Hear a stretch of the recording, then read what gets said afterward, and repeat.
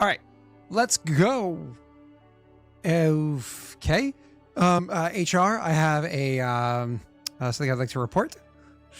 Let's go in 5, 4, 3, 2, 1. Here we go. Hello, everybody, and welcome. Hi, how are we? Hey, Scott, you ever been suspended? Yes, suspended. I've been kept back. I've been That Saturday surprise school. me. I was put in summer school once, where I then got caught for skipping multiple days in a row of summer school. And my father came to my girlfriend's house, and he didn't even say words.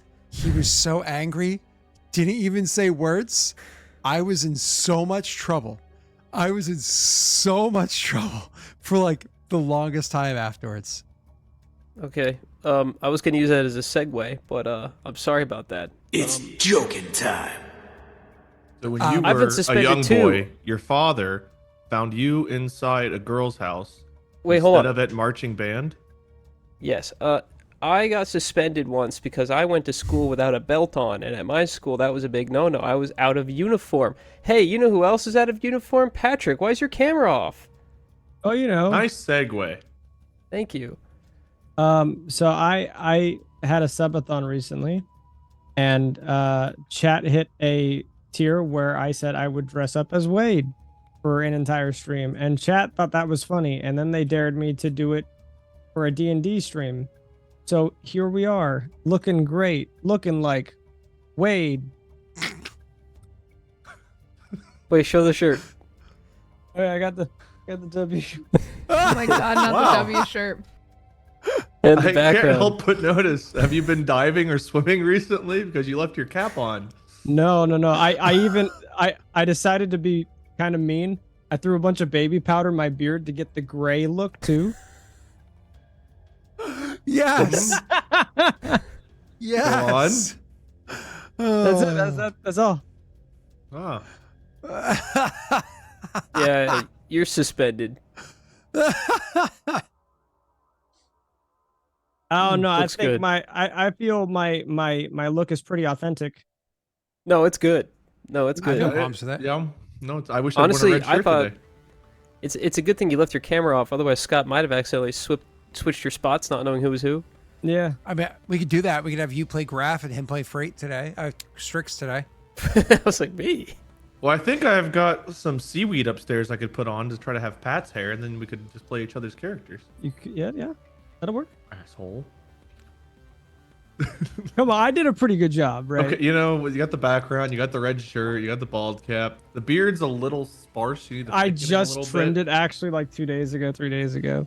You need to thicken the beard. I mean, mine doesn't look thick because it's gray, but you know, it's actually got a pretty. Just get some of Put 'em out Milo's there. black and gray crayons and just start coloring like drawing He on has a beard. crayons, dude. He's old enough to eat wax. Yeah, he can eat wax. You should let him eat some wax. Yeah. Silly me. Give him a tub of Play-Doh. Tell him to have at it. Isn't he like 8 Here's months breakfast. He's old? And not even he's like 8 months like post birth, but like 8 He's months total, barely like 2 months old. which makes him like he was born early, like by 2 months, 3 months, Yeah. 2 months. Yeah, he's not even like term yet. So Yeah. Hey, he's not supposed to be Well, here now. This is He's- the he's equivalent of crushing being life. like, honey, are you still pregnant? Yes, sweetie. And you shove a crayon up into the placenta. That's what you're saying, Messi, that it's okay to do that. Yeah. exactly. Haven't we all? No. The color on the walls. How many placentas have you crayoned in your days? 3 No wonder exactly. she broke your goddamn knees. No wonder she broke your knees. Is that what you said? Yeah. Oh, Jesus Christ. Yeah, chat. I'll grab my laptop at some point. That way, if I have spare time, I really got to get that Stop Wade emo out there. I just keep forgetting because when stream ends, you know, it's late. I'm tired. But yeah, we Good definitely need that excuse. emo. Not me for a little bit of hyperbole based on Messi's horrible advice. We went toe to toe there. You were just as bad. I mean, if you guys are standing toe to toe, you're more standing nose to belly button. Like, He's not Just that saying. much taller. I mean, he's got a good bit taller than me. And you're a He's good got, bit shorter. I was gonna say, he's got So- a bit of length on. So I got a new Scott, was shirt that- and I was wearing my new shirt messy and it kept collecting like a little bit of that belly button lint. And if you're belly button height, could you please clean it out for me? It's like a lint. That actually sounds like down a there. godsend. If I had a shirt that just wiped up all the belly button lint out of my belly button, I would wear it every It doesn't day. wipe it's it up. depositing. It's Depositing it. Oh, deposit. I don't normally have that issue, but this one shirt in particular just kept depositing wash it. there. Well, yeah, That's thanks. too much work. I did after I wore it, like you do with clothes. You don't wash them first. I usually do. I don't know if this one was or not. It might have been You're a overlooked. freak, we dude. are in the middle of a move. That's true. Something Probably might ended have been up in a overlooked box. in a new shirt. Yeah. It ended up in a Pat, I box called cannot stop "Do Not staring at your Wear." goddamn bald cap. Isn't it great? It's a bald cap. So the best thing about this was I just wanted one bald cap because I wanted it to get here for Wednesday, but the fastest option was to order 3 bald caps. I was gonna So ask about I have that. one for So the each whole of the family can dress Yeah. as Wade. Yeah. The I look whole forward to family. Halloween. Does the Send baby me need one? It's like whenever it's the SpongeBob episode where everyone's Squidward except for I'm everyone's Wade. Squidward. He's Squidward. We're all Squidward. Meow. You guys can just make a YouTube video together. It's Wade. You gave me permission, chat. You heard it. I mean, I You- won't you have lie. Now I kind of wish that all of us were in Wade attire. I wanted to poke you guys and see how funny it would be if we just all showed up looking like Wade with the background and everything, bald cap. you and- waited If you all another grow week, it coulda beards and happened. shave your head, I will applaud you for it. Okay. You heard him. He'll finally give us an applause. I All mean, right, I'm going on Amazon. Wade, I was growing a beard before you hit puberty, so Bald cap. Yes, Yeah. Grandpa. We remember how it was 27 But put the hair dye down and years shave your ago. head. I don't dye my hair. I embrace my gray strip, my one little gray strip. Looks like I spilled soup on my chin. It does kind of look like you. Never It mind. I'm not does, going to finish yeah. that sentence. The HR here. My crayoning some placenta. Oh God, that is a terrible. Oh God, what is that in fan art? What is happening? It looks like a sea witch. Is that the first time I've ever withheld something for HR? It might be. Yeah. It's not the first time, no. Oh, hell yeah. No? Oh, He occasionally it's likes to my- practice tantric with HR, you know? it's my So- Patrick cosplay. I don't know. I don't know why that photo with the glasses and the Bengals shirt. That's not really typical Pat attire. I need more Yeah, so see, like I- my face on one of the band members from Kiss with that hair. I don't want What to be I- that guy, but you guys know, like, these get posted to YouTube too, like a year from now. But people will watch this and be like, "Man, I wish I knew the context." Nope.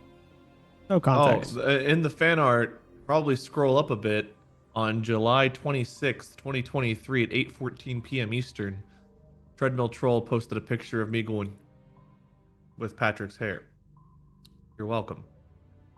If you're watching Distractable on Spotify, you would have seen it live. Or wait, what are we doing? If you were watching I Lost wanna be Initiative clear. on Twitch, Every single Mass Effect session has been posted onto YouTube. Sans one time before the following Wednesday. One time it happens like the following Thursday or something like that, but it still got posted a week later. Okay, Oh. they're all I'm up there. sorry. Every one of them, they're all there. And the didn't Patreon realize Proud you of take you that for releases personally. as doing a your job. podcast format. They get it usually by Friday night, sometimes Wednesday night. Once I think on Sunday morning, but it's there. It's there. honestly, for I- you, that's impressive. That is impressive for you. Yeah. Good job. Unheard of. Do you want a crumble cookie? Ow, Rena. you Yeah, I would hit love me a with one of the crumbled horns. cookie. So, yeah. All right, recap time. Forensic. Wade, you want to give me a recap, Wade? I don't know what the fuck happened last time. Not oh you. yeah. I said Wade. Not the bees! I'm gonna Wasn't talking to self-destruct. Don't! Okay. Hey, we're good. And we left. That's pretty much good recap. I mean, thank you, Wade, for confirming his recap. You're welcome. But, anyways, thank you. That's pretty much what happened. Also, That's there exactly was, what like, happened. There was also like a big download and and that was it. Do you want to recap, Okay. Scott, of the whole fucking session? People gotta watch I'm for good. something. Let's jump into the session. Jeez. So Forgot about as the you guys bees. are as you guys are flying off, flying away. With the Jetsons? Yep. Always. As you guys are flying away, there is you're of course setting the course for the next well, you feel free to jump into RP as you're flying over there if you would like. You did a little bit of this last session anyways, but I believe your plan was immediately to head over to the planet of Samara, which is the garden world that you had probed before and learned a good portion about, including the thing that all of you have been extremely concerned about, which is biotic storms. Again, feel free to RP on your way over and let me know if anybody, sans Patrick, sorry, I'm getting confused by the attire, sans Wade, and I do mean, like, I'm just going to use character names. Everybody sans Graff, would like to take a long rest or whatever it is on your way over there, you're welcome to do so. All right, jump into RP.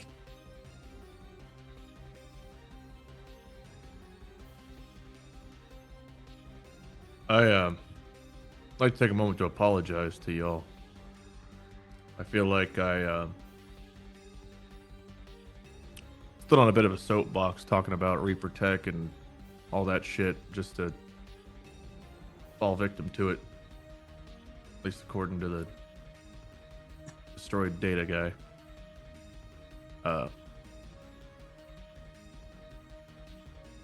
Just let the team down and wanted to say I'm sorry for that.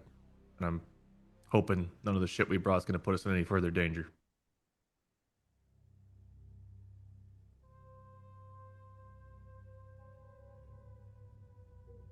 I don't think you brought any of us in danger. I brought one of the heads back on board. We all make tiny mistakes, no? I mean, I didn't sell a probe, but well, you might have cost me You're more right. financially. I didn't sell any probes.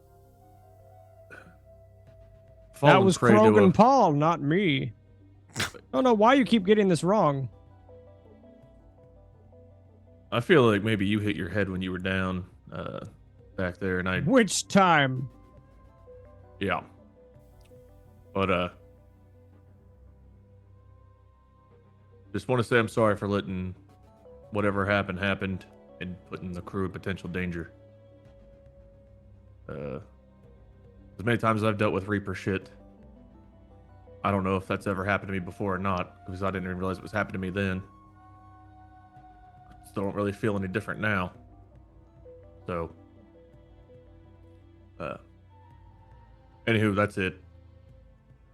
You're all still good with stretching our sea legs down on Samara. That's our next destination. But based on the probe's findings, we definitely don't want to get caught in one of those storms.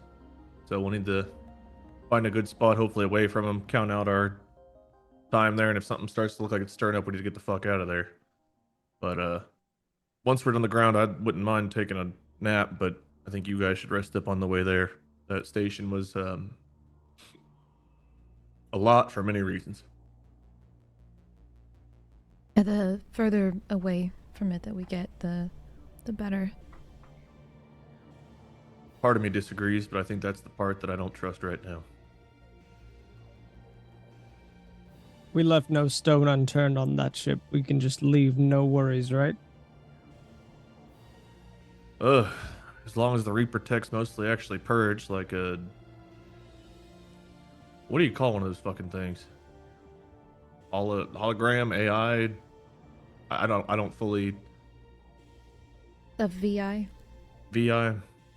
As long as Pretend I that know thing what was the right. acronym stands for. But with his put together virtual by... intelligence versus artificial intelligence. Go Okay, ahead. I figured, but I was like, I don't know if it's virtual or visual or what. You're good. Sorry, Wade. Go ahead. Continue.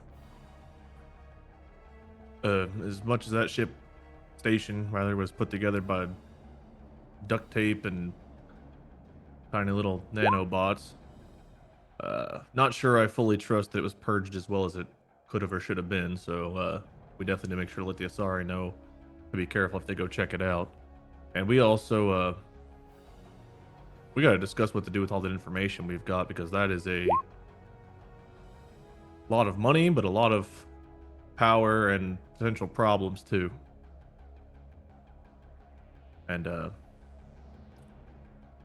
I don't think I'm the right one to make a decision on it. But even though this was for the Asari, based on our interactions with them, I'm not sure that they're on the same page to be fully trusted with it either. So apologies for being blunt, but that's my feelings on the matter, and figure the rest of y'all might have some input too. Other than Strix, because it'll probably be a dumb fucking idea. I see what you mean. But feel free to share it. I just wanted to tell you what I thought before you did. I appreciate your honesty. It was probably going to be stupid. Yeah. I think all's forgiven. It's Reaper tech more than your own mind that made both of you act odd. I fought in the Reaper Wars, and I was surrounded by husks, different kind of husk, but husks, all kinds of weird shit over the years, and I don't know, it's the first time I've at least been made aware that it affected me like that. Kind of makes you question a lot of things that have happened in the past. So, after we get to Samara, some good rest could be good for me, because I'm not going to lie, that thought process has me a little fucked up. During this conversation, Frait started collecting things and typing in on like a computer console almost. And he says over his shoulder, well, with this data we gathered, it might be a lot easier to tell if we're being affected. It's just gonna take some time to get it all compiled. I might not rest. Oh, it's no telling what we're going to run into on this planet, despite its looks. So, at least a short rest. Something. I mean, you did get quite, You got hurt. beat up just as much as we did. Zenny was the one that kind of got out without any major injuries. I don't think we knew about your descent into like that pain that you felt, right? You didn't tell us about that. I brought it up. mentioned I it- had mentioned it to Oh, the you did VI. Okay. Yeah. We Like, in front overheard of her you guys, telling it so- to the VI, not to Oh, us. okay, When okay, we were okay. there when she mentioned it. It was kind of like a. I don't think "What?" Strix would have brought it up. But yeah, I would say that you got out without any scratches. Well, I was always also lucky that the nanobots weren't targeting me. I gotta stay up to pilot us into Samara. I don't trust a lot of things in this system now. But Freight, there's so much information between our Omni tools and everything else. You're never gonna parse through all that shit. And if I have any input, I'd recommend you get some shut eye while you can, because at least 3 of us should be in good shape getting out of here. We don't know what the hell we're gonna find down there. Get what you're saying, but with all due respect, if we lose any of this data, it's priceless information. It's not data we can easily get back. If I can make something now just to contain it all, then I'll be able to sleep. Let's put it that way. I'm not gonna hold you down for nap time. It was just my input. You do you. I will. And I might need to borrow your Omni tool later. Yeah. Sorry, a little turbulence. In space? I'll be surprised. Happens more often than you think. This ship, we've been kind of pushing it to its limits out here and going into unfamiliar places and trying to dock on broken space stations after trying to use the umbilicus to hold a section of space station in place. I wouldn't be surprised if the whole fucking thing needs to be gutted and refit after this. Are we gonna get to the planet safely, or is this more of a here and now situation? Yeah, we'll should be worried fine as long about, as we or- don't blow up. Okay, so yeah, so is this like something I need to be worried about, or Well, this ship's kind of a piece of shit, so no more or less than you were before, as far as I know. Unless something infected the ship that we don't know about while we were docked with a Reaper partially infected station. But I wouldn't worry about it. Probably. Yeah, Strix, maybe before you take a nap, you could just kind of give it a once over. I can do that. That shouldn't take too long, right, Scott? Looking over the ship that you guys are on, yeah, of course. You can do like a quick engineering check if that's what you're looking to do to make sure nothing's wrong with it. Yeah, Did Scott get a lot louder between he did. like pre-stream and now? Weird. Is that better for you? Yes. Fine to me. What'd you do?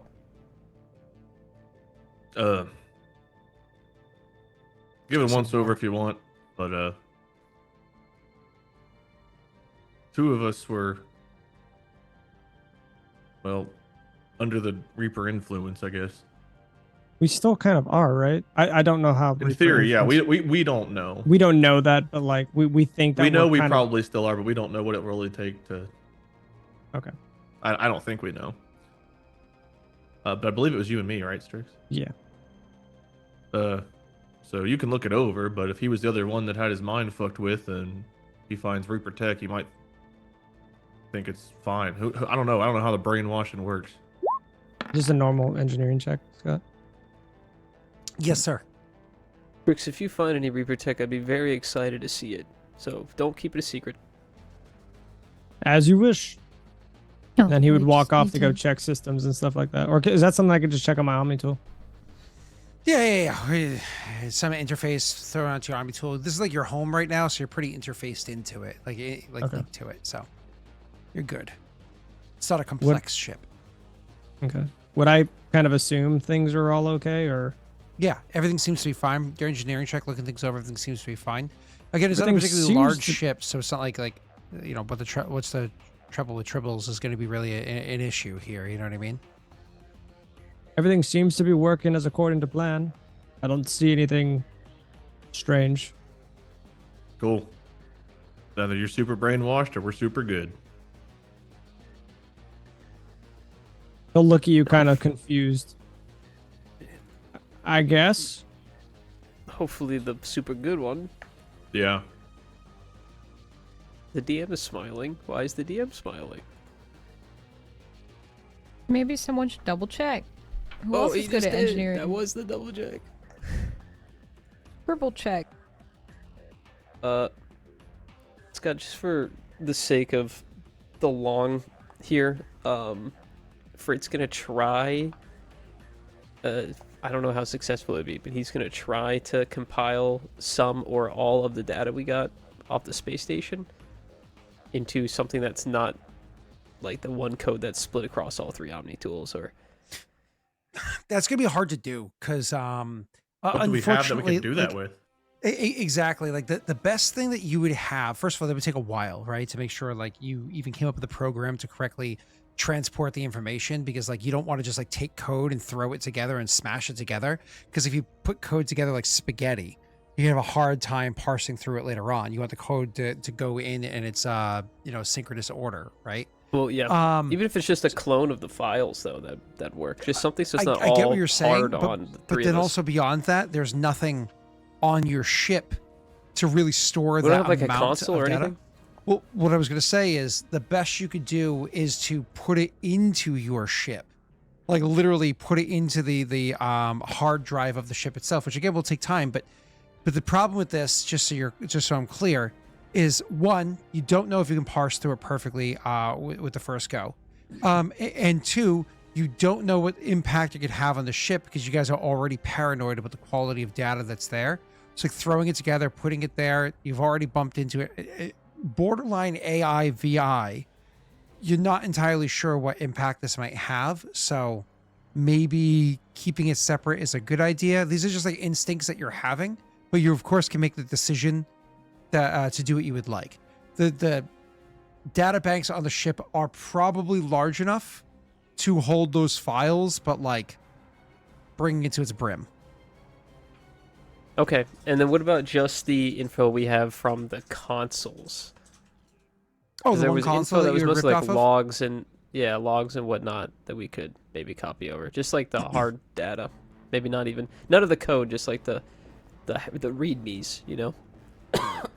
Yeah, I get what Sorry. you're trying to say, but being able to parse through what's a README and what's the hard data, you cannot currently do. Right? It's like one of those Okay. things where you have a file on your computer, you double click and it says open with what, and you're like, motherfucker. Notepad. You know, yeah, right? It's like somebody sends you a file, but it's like from a MacBook, and you put it on your PC, and your computer doesn't know what to do with it. So you don't know what the different files are to even know how Okay. to separate that kind of stuff.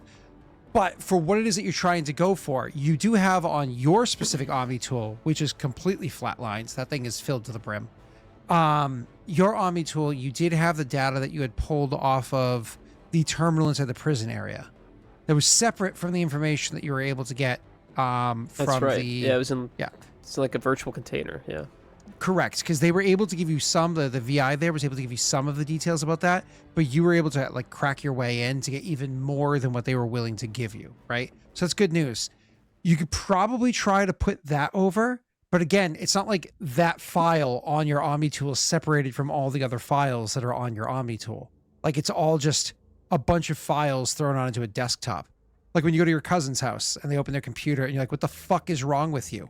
How are there not folders? How is this not categorized? Why is everything on your desktop and you have 4 monitors?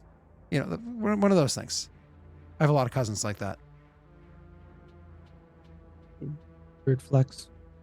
I got you. That's not a Um, flex. That's a disappointment. It's called a file.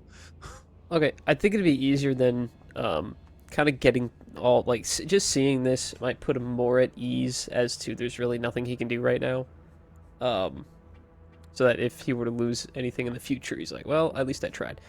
So I think what he's gonna do is just kind of make a note of everything that's there, and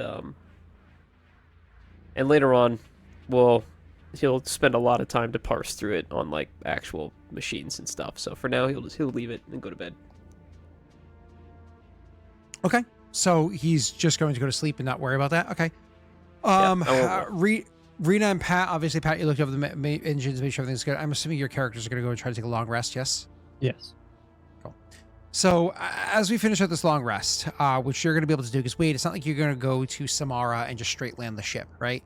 Because there is the concern that as it passes from daytime to nighttime, fairly consistently, borderline every time, as far as your readings were able to tell you so far, there's this insane storm that kicks up, right?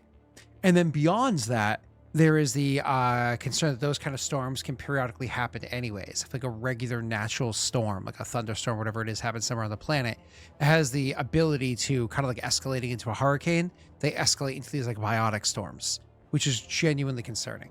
So even when you get to Samara, you're not just going to go pick a spot and land. You're going to try to scan and find the best spot to land and so on and so forth. And then eventually when you choose to land there, you're going to wait until that storm is settled and kind of like bring the ship down at like, you know, the middle of the night to the tail end of nighttime to ensure that like you have, okay, until the sun comes up and all day long before you worry about one of those storms kicking back up and you have to get the fuck out of there before shit goes sideways, right?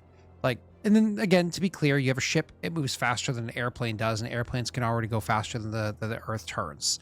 So you can, of course, move if need be. It's just a matter of finding locations to land on.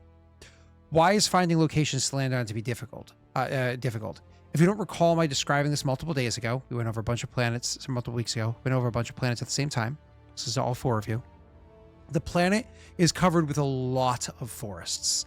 Obviously, the far north and the far south, like the poles, they're too cold to have proper forests. But even in like the Antarctic regions of this planet, because the planet's average temperature is a bit warmer there, even in those Antarctic regions, they do still have like forests. So in an area where you would see as like Antarctica, they might still have forests or wooded areas, kind of like what you would see in the northern parts or the coldest tundra of like say Russia, or like the northern parts of say of like Norway or something, right? So so there are still trees at the furthest poles. The very center of the planet, the very band that's there, it's extremely hot there on the band. So it's so hot that even though there are rainforests that grow to it, right along the very center, it's just too hot for even the natural flora of this place to survive. So it's like a band of desert that goes almost like a belt around the whole planet. The planet itself is beautiful. having several rings going around it, and don't forget it has its 3 moons, which we discussed before. Cool. There are a couple of really important. Go ahead. No, please. I'm just gonna. Sorry, I thought you were wrapping up. If we're trying to find a safe place to land, can I make like a survival roll to try to find a place I think might be either safer from the storms or at least safe for the day? I was going to say there are a couple of locations that like catch your attention in their beauty and the interest that you might have in them, but they're not necessarily the safest locations. So I'm going to re-ping those in your mind, so you can remember where they are, and I will have you make that roll and you can decide. Before you make that roll, though, because that's in the future and you're going to want to discuss those details with your companions here, why don't I pull the attention from you and bring it to all 3 of them? Or actually just 2 of them. Messy, you are able to successfully take a long rest. Are you going to go through any additional details with the coding at all? Or are you just going to not worry about that at the moment? I guess one thing I should probably do just to be proactive is to take a look and make sure that it's not making any changes on its own, that there's no code in it that's like live or doing anything, and that it's just like dead ones and zeros, you know? That's a fair thing to look into. I will absolutely allow you to not just roll electronics, but because you're calling to that specifically, you're looking specifically for that, I'll actually give you advantage on that roll.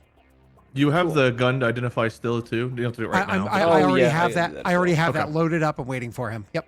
Cool. I got you. I was more so letting him know. I knew you remembered. 20 total. Are you happy with the 20, knowing that you're going through Prothean technology? Have you? We haven't used any luck yet. We've only done 2 rolls. You guys want to see how much luck we have? Yeah. All right. A lot of the Prothean tech's been like a 21 or plus modifier anyway, so it makes sense that we do. Uh-oh. Did it not work? Yeah, I clicked it twice. Nothing's happening. All right, give me 1 second. I just got to reset the API. Okie dokie, artichoke. Yeah, sorry about that. While I'm getting that for him, Patrick, could you do me a small favor? Could you go ahead and roll me a wisdom save? Pretty please. Just a normal wisdom save?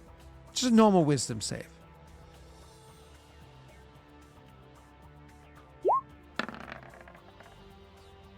Great.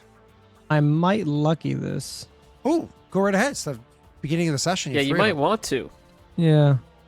Unfortunately, I have a -1 modifier. It's kind of sucky. I'll take the 11. Do you want to luck it?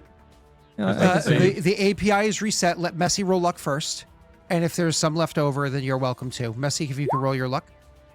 Oh. There are 0. So you got was it 24? Apparently there was, he got a 24, which is awesome. And I'll give him his 24. details. Unfortunately, you can see that there is 0 luck left. So unfortunately, you're stuck with the 11. Unless.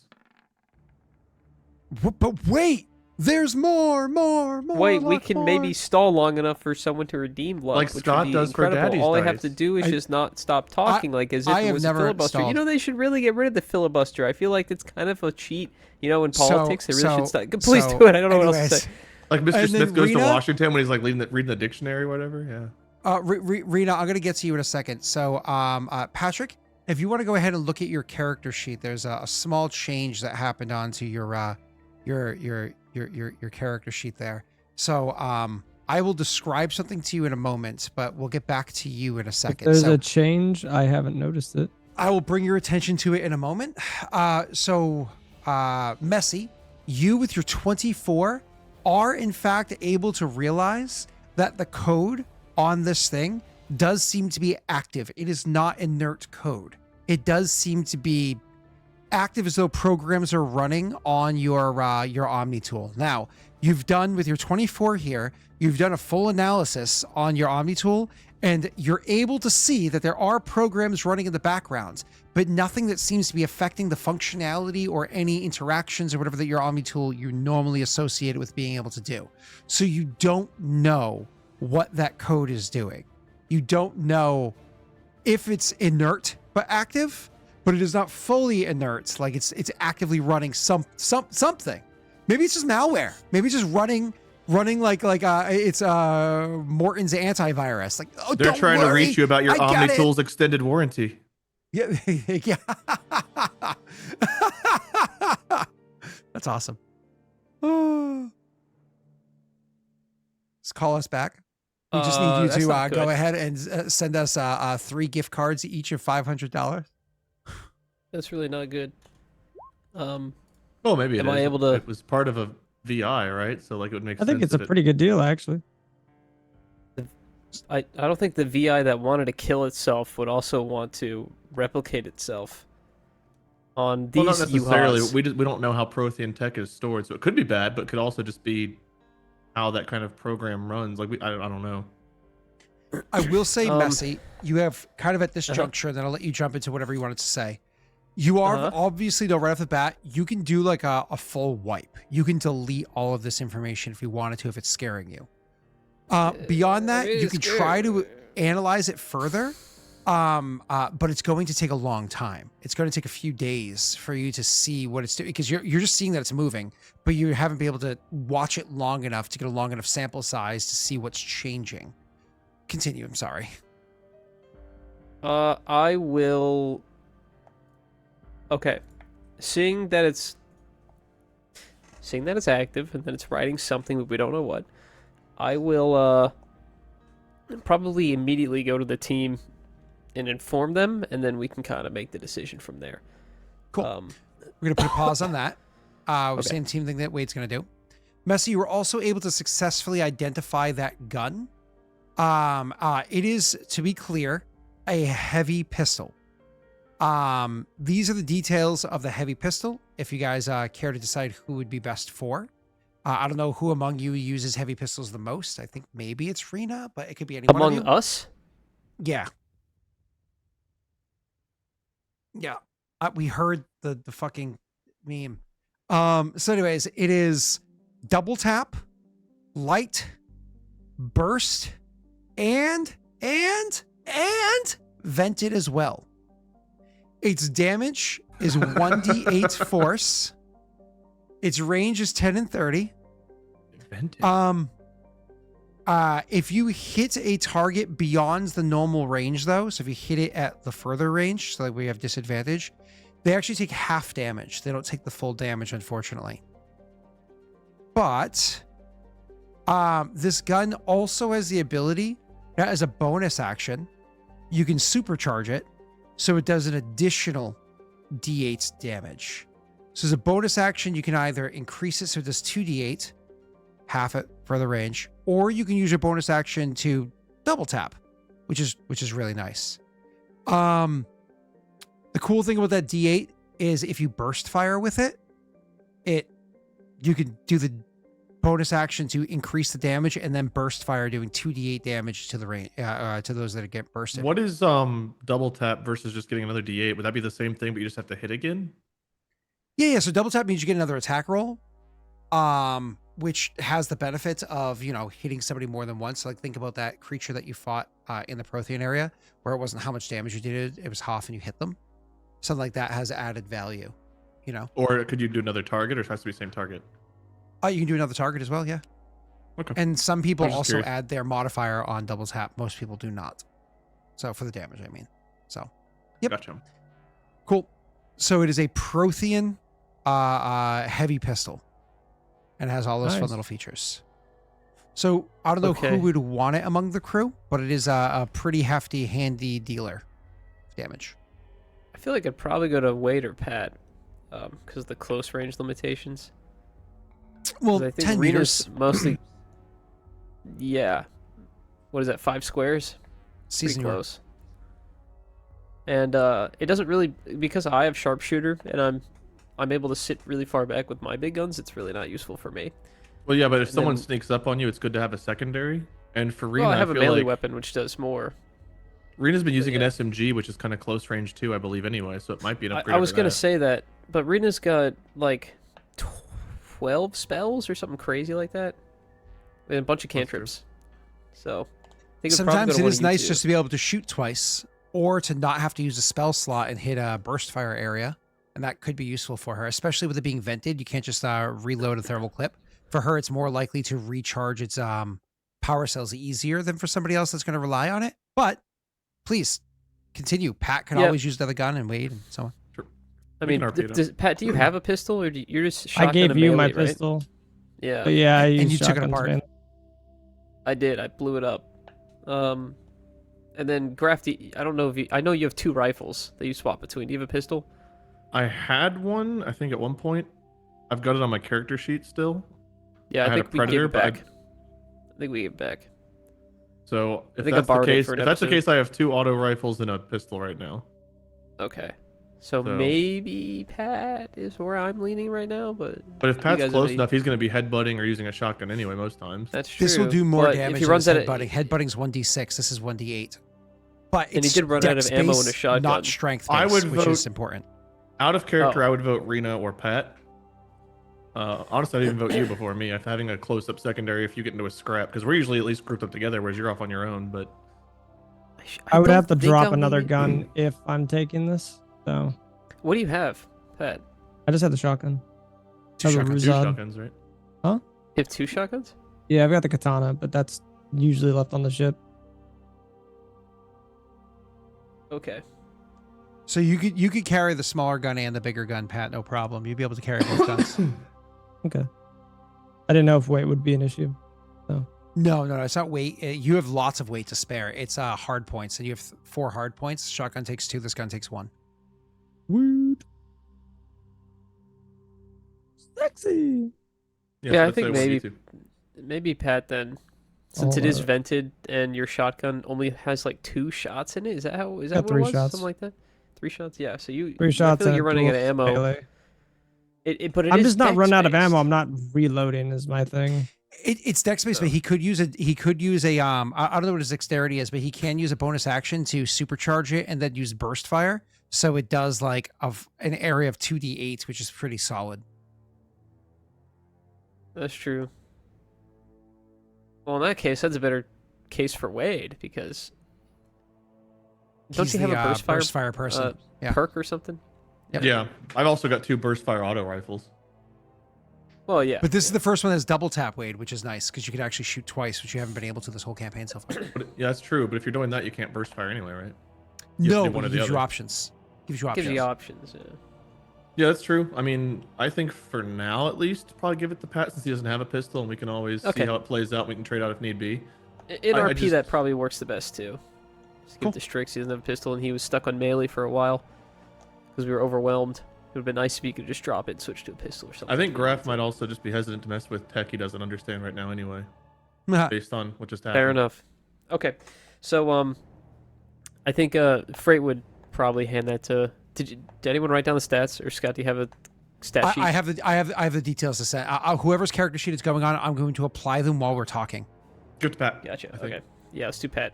So Frait will go to Frait will go to Pat. Whoa. Frait will We're gonna go to uh, Pat. Whoa, dude. Yeah, can you imagine? Frait will go to Strix and hold out the pistol and say, was it you that grabbed it? At the prison bay? I think it was. I think it was you that picked it up. I walked into the room and pointed him out. He grabbed the big one. I grabbed the little one. So I I was grabbed carrying the the pistol. big Okay, ass this is one. the one you grabbed. All right. He'll bring it to Strix and say, this is one of the weapons we found in the prison area of that Prothean ship. It's I remember it's it pretty well. Powerful. Yeah, it's pretty powerful, and I noticed when we were being overwhelmed by the husks, you didn't have many options when your shotgun dried up. So I was thinking maybe you hold on to this, and I chose not Give it to a whirl. reload, but this is a kind gesture. Thank it's you. it's gonna be a bit more powerful than your fists and your head, but not as cool. Are you willing to go toe to toe with my head to tell me how strong it is compared to this weapon? No. I've just got things going on. A little busy. As you wish. So he'll take it and then handle it, I guess. Does it look cool? Yeah. Of course. Give me a moment. Sorry, I'm just trying to finish getting on his character sheet, and I'm just about there. Oh. And then he can give it a bloop so that we can see how it works. How big All is right, it? Pat. It's a heavy Pistol pistol, size. so you have to imagine. Yeah. Yeah. But because they're heavy, it's bigger. Pat, you want to go ahead and get an attack? Wait, hold on. Let me move it to the top of your right next to where you currently have Predator, which you can remove. Pat, you want to go ahead and give it a bloop?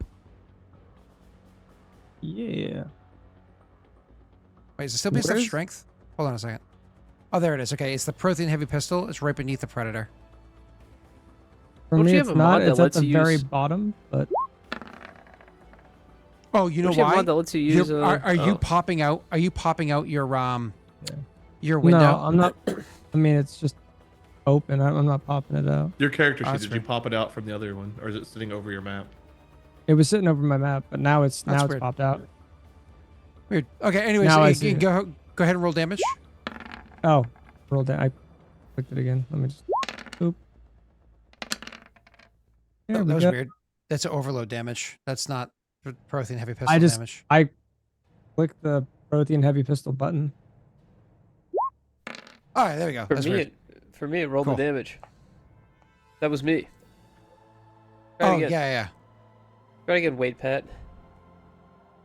Just Wat. push the heavy. Yeah, just push it again. What the What the hell? fuck? That's awesome. Wait.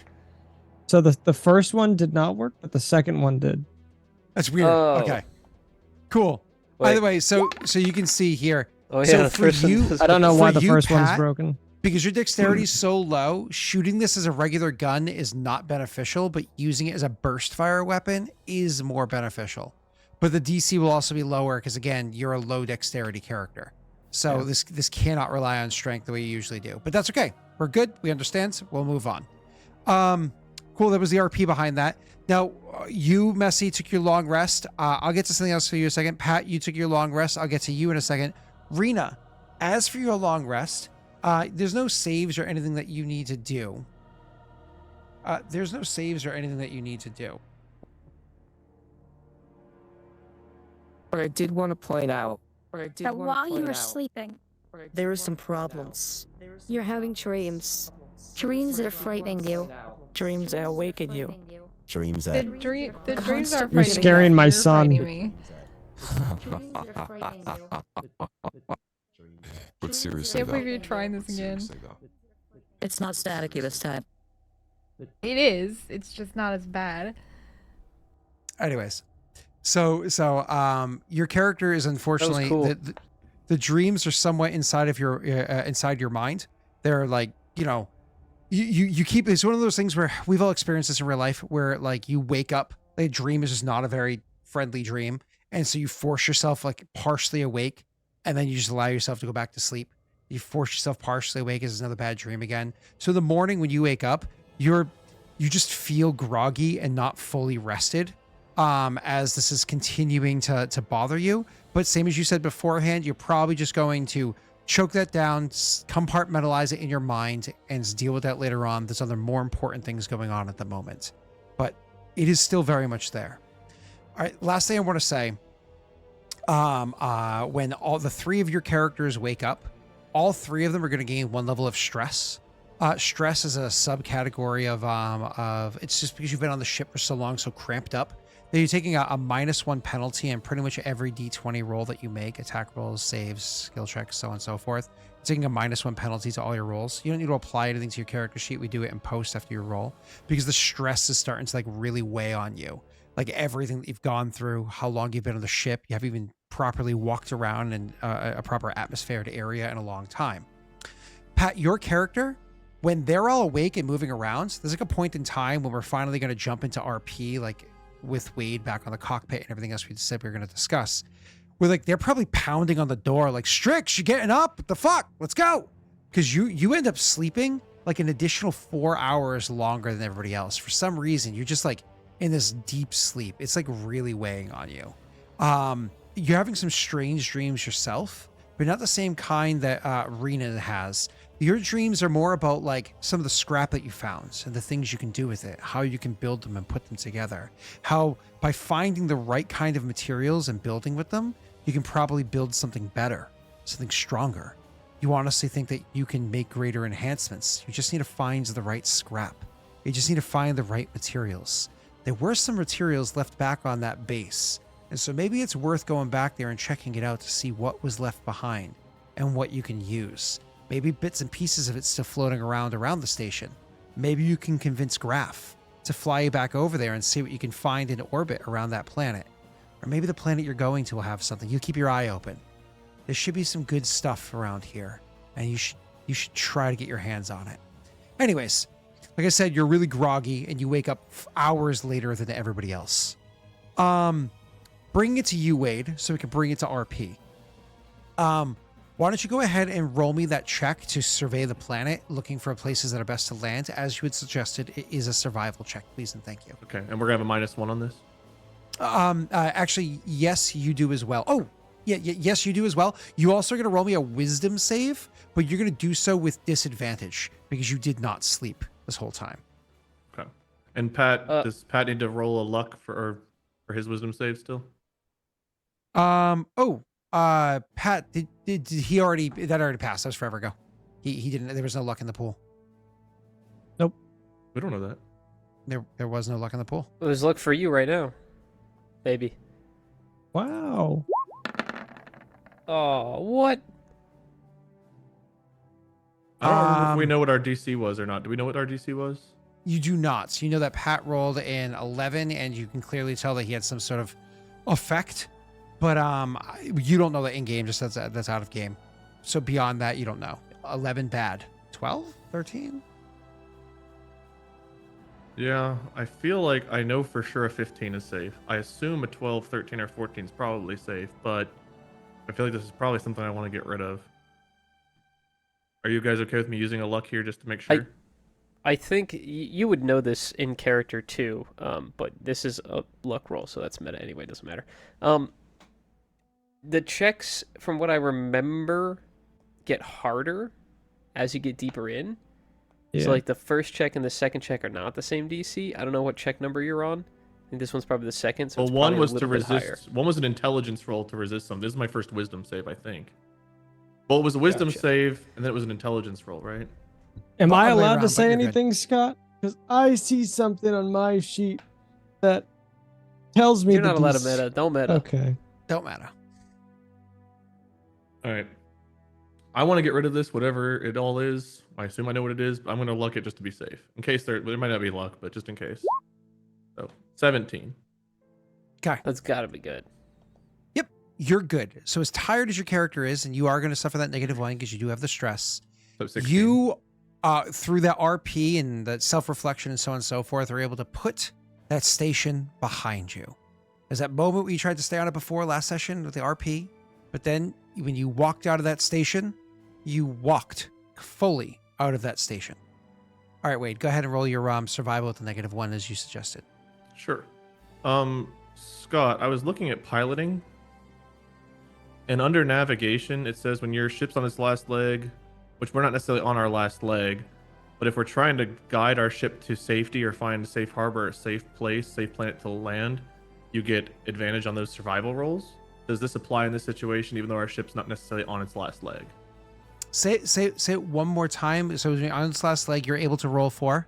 So, survival. When your ship's on its last leg, you have a better chance of guiding it to safety. Get advantage when you try to find safe harbor or safe planets to land. Under Starship System navigation. Even though your ship's not on its last leg, I would say there's enough stress, like enough strain on you from everything that's gone on. I will certainly allow this to work. Yes. So you take the -1, Okay. which we'll do in post, Now- but you can roll with advantage. I didn't get to rest, correct? I didn't get to a long rest then? Unfortunately, you have 1 level of exhaustion as well. I forgot about that. So Good catch. that would give me disadvantage, right? Or that would just be regular roll on this? I believe click up 1 level of exhaustion in your character sheet. I believe it's disadvantage on I think the second one's disadvantage. First one might just be half speed or some shit. I always forget the. Where's confused, though. exhaustion at? I don't remember. It's center There of it your is. I character see it. sheet. Yep. Okay. Disadvantage on ability checks. It doesn't say So that's save. disadvantage plus advantage is normal. Good call. Okay. Is this count as an ability check doing a saving throw? This isn't a saving throw that you're rolling. This is a survival check. Oh, that's right. Okay. So just roll normal survival then, right? And to answer your question, that would not apply to saves. Okay. So if I put up exhaustion to 1, does it automatically give me disadvantage? So should I put advantage or should I just put normal and roll? Normal Yeah, roll? you have to click normal. Okay. Yeah. The sheet's not that smart. I'll take a 14. I think that's fine. So it's a 13 gives the -1. I don't want to. Okay, so it's a 16. So I'm going to give some details, and then I want to pull the whole party back together to RP and decide where you're going, okay? So first and foremost, for points of interest, things that are going to like stand out to you. I already described this last time, but as a reminder, there's a large lonesome mountain, kind of like thinking the mountain in on Mars, how it's an individual peak or an individual mountain all by itself and not just like part of a huge range, right? Though not as necessarily as high up as Mars's mountain is. So it's a large lonesome mountain that is bisected in half horizontally. So like partway up the climb, it is cut in half horizontally. And the upper half of this mountain is actually raised up into the air itself with a waterfall pouring off of that upper half as naturally water would run down a mountain onto the lower half, so on and so forth. That right there absolutely jumps out at you. Like, there's clearly something biotic that is allowing that crazy mountain there to rise high up into the sky for you. There's beyond that, like I said, there's a bunch of really dense forests that happen to be there. One of the deep forests that you see, this is in the southern hemisphere, probably about a quarter way down from the equator to the bottom part. There's a patch of land where there should be forests. There's a huge range where it's completely open, much larger than the size of the ship. Actually, probably about the same size of an area as a small country, like a Lithuania or something like that. Big bald area, completely surrounded by forests around it. With your yes, this land is Wade land, and we will. So anyways, a big bald area that's down there. But to be clear about what you see there is it doesn't look like it was always that case, but recently became that way because there was still debris in there of the trees that would have been knocked down in this portion. But again, about the size of Lithuania in landmass, so not fucking small, just small compared to how many forests there are covering the whole planet in general. You also know that if you're looking for a place that you can safely land the ship, there's an island removed from the that's off of where any of the mainlands are. It's a predominantly rocky island. There's some trees or whatever in it. That's big enough as a bald enough area that you can land the ship. It's not going to be as stable as the other spots, but again, it's removed where you don't think flora or fauna will interact with you too much, so you can at least be removed of everything else. And then, of course, anywhere in the desert is a place that you can go, but I would suggest you don't want to stay in the desert for necessarily too long. During the peak of the day, if it happens to be a particularly hot day with whatever the weather is there, that could be really dangerous, right? But in your suits, you should be safe. In the ship, you should be safe. Just be mindful of the fact that it could be extremely hot there. So these are like the locations that are jumping out at you. You have the bald patch. You have the desert area. You have the small island that's removed. You have the giant floating thing in the sky that you'd have to find like the right place to land on there, which I can describe shortly. Oh yeah, one more. And then I described the poles. So at the northern pole, there the forests are far more sparse. You could also land in that area up at the northern pole. Cold, very cold there. Like again, tundra kind of cold, but not so cold that you can't have forests.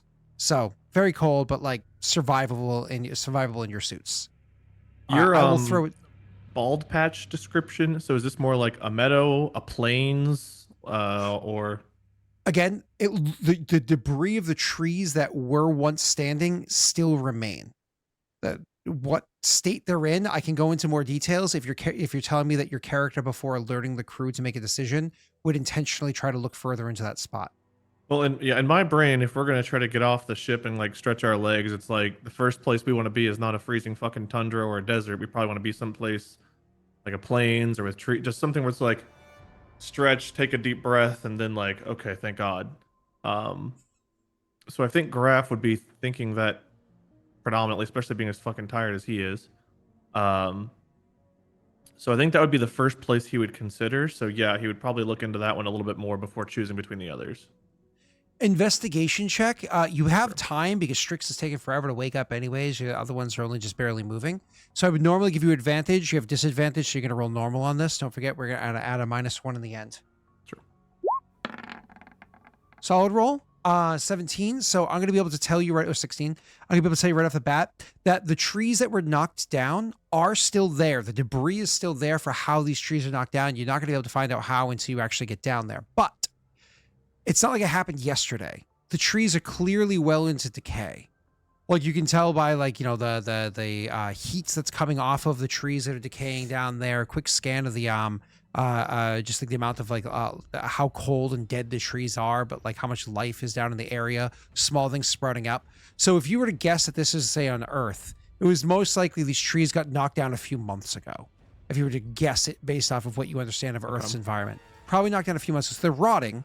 This fungus is growing out of it, but not like, or fungi, I should say, not funguses, fungi growing out of it, but not like yesterday, and not like years ago. As we're coming down, is there a clear pattern? Is it like a big circle of destroyed shit? Is it like a pathway of destroyed shit? Or is it just kind of like patchy? How is the destruction kind of look? It's a massive area, but it doesn't seem to have, it's not like a circle or triangle or any other geographic shape that you're familiar with. It looks globular, but again, massive, about the size of a small country. The trees, are they all kind of going down and facing the same direction? Or is it different directions where it looks like there might be a ground zero of something that happened? So that's a great question. So with that, I would tell you that it does not look like they follow any particular pattern that you can tell immediately. Maybe on closer inspection, you'd be able to find a better pattern. But for now, they do seem to be kind of like about here and there, kind of like all over the place. Okay. I would say with your 16, you don't find any additional patterns. Okay. You're welcome to luck it if you want. I didn't give you the chance before. I feel like you already gave me information, so it'd be kind of disingenuous to take it now. I gave you information before I offered luck, so I will not refute, but you're welcome to continue. I'll refute. I'll hold off on the luck for now. Cool. If you're ready to call the party in, I'm going to set the scene. Yeah, I think so. Patrick, as a reminder, or I say Wade Jr., as a reminder, first of all, you're fading away. I'm so sorry. I'm so boring. My PC is literally fading away. But Pat, your character, as a reminder, he is literally just waking up. Somebody's like pounding on your door or whatever. Like, huh? What? As you're just waking up because you slept an additional 4 hours. And obviously you're groggy, you're distracted, but you don't need to like role play any differently besides being tired. Messy, your character, of course, groggy, distracted. You have your own RP you want to talk about with the software. We'll get to that in a minute. Rena, your character had a really fucking weird sleep, but otherwise you're okay. Just groggy, just really antsy to get off this fucking ship. It's been here for a long time, especially after you spent 16 years never even being in a ship once. Been here for a long time, Can't stay anywhere too long these days. So, Wade, you can go ahead and call them in, and we'll see how this goes. Everyone, crew, captain, whatever the hell all y'all are, can you come to the cockpit? Where's the button? Yeah. He presses the button, by but the way- button he presses the wrong one, and it actually causes one of those like PA screaming noises for a moment, which was clearly Shit. an accident because you could hear him react to it. My bad. You don't have to use that. We're all not that far. I didn't feel like raising my voice. What's So what do you going on? He'll be like rubbing his eyes a lot.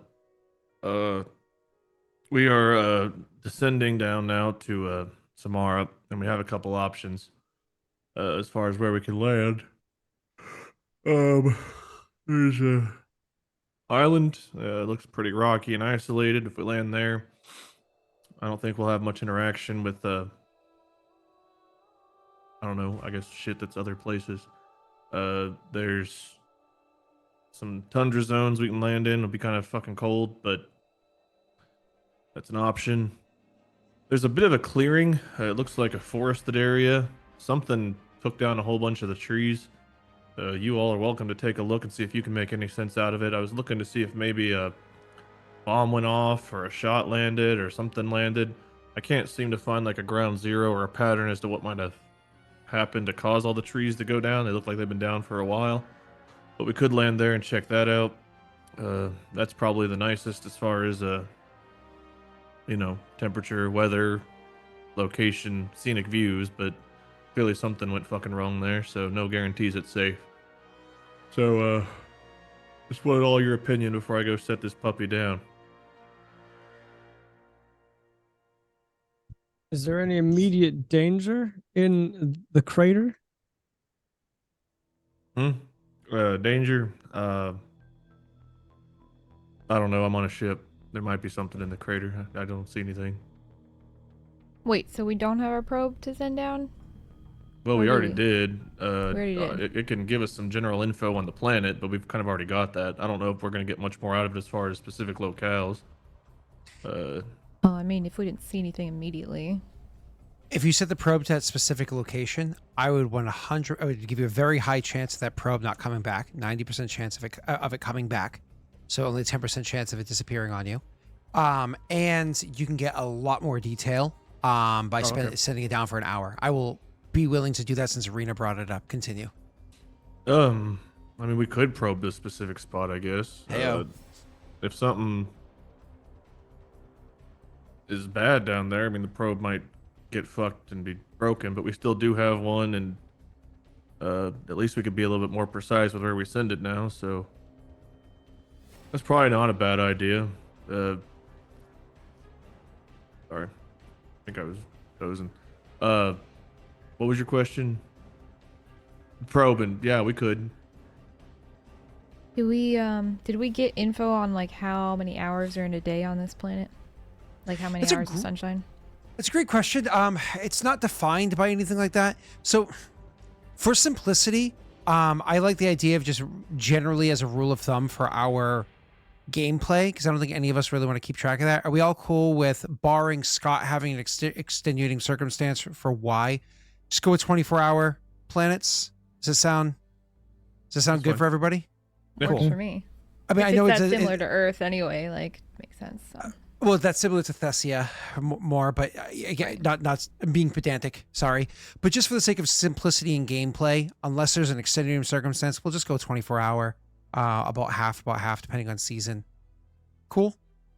Yeah, that's fine. Yep. So then my next question was just how many hours do we have until nightfall? Because we want to be off the planet before night.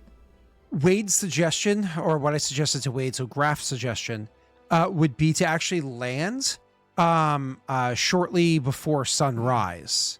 That way you have a full day Right. to be down there. Yeah. Okay. Then yes. Yeah. Okay. Well, let's send the probe down for an hour, see what's down there, and then take it from there. All right. Well, if something goes wrong, I hope it goes right. Yep. I'm starting to think maybe you need more rest. Yeah. It's been a long life, but I'll be good. Let's do it. Been a Probe. day. You guys need me for anything? I might go take a nap as well. Well, we're gonna be landing soon, so whatever you're about to do, make sure you don't I fucking could take sleep. a nap at least until you landed. All right. Well, enjoy your 10-minute power nap because we're going in as soon as this probe gives us something we like to see, I guess. Whatever. Just go lay fucking down. We'll yell for you. Just don't. Actually, before you go, there's one more thing I should probably say. I spent a little bit of time this morning looking over the systems we downloaded from the Prothean ship, and I found that they seem to be actively running something on my device, at least. I haven't been able to get a look at any of yours, but it seems like there is active code from. You'll hear Ship. him mutter, kind of like as you're talking. I miss the Prothean ship. Wish we could go back. Active code. You mean it's fucking with your shit? Possibly all of ours. Well, that's disconcerting. I mean, as long as it's I'll keep contained my to our eyes Omni on it. tools, hopefully it's nothing. Yeah. Yeah, keep work. Do you have a suggestion as to what we should do? Are you saying we should do something about it, or are you just letting us know? Well, I don't have the tools here required to do an extensive relocation of all the information. So as long as we're still exploring the system, I won't be able to pull the data off. I recommend we head to Omega soon. So you think that this thing might be actively trying to do something, and you want to go to like the hotbed of information and try to fuck with it there? I want to find an isolated system that I can acquire, that I can pull all of this data to, and then air gap for the rest of our systems to make sure that it doesn't infect anything further. What we need to do is go buy a junker ship that don't fly but has a working computer and just dump it on that, and make sure it's not connected to a HoloNet or anything if this shit's trying to eep out. I don't think it's...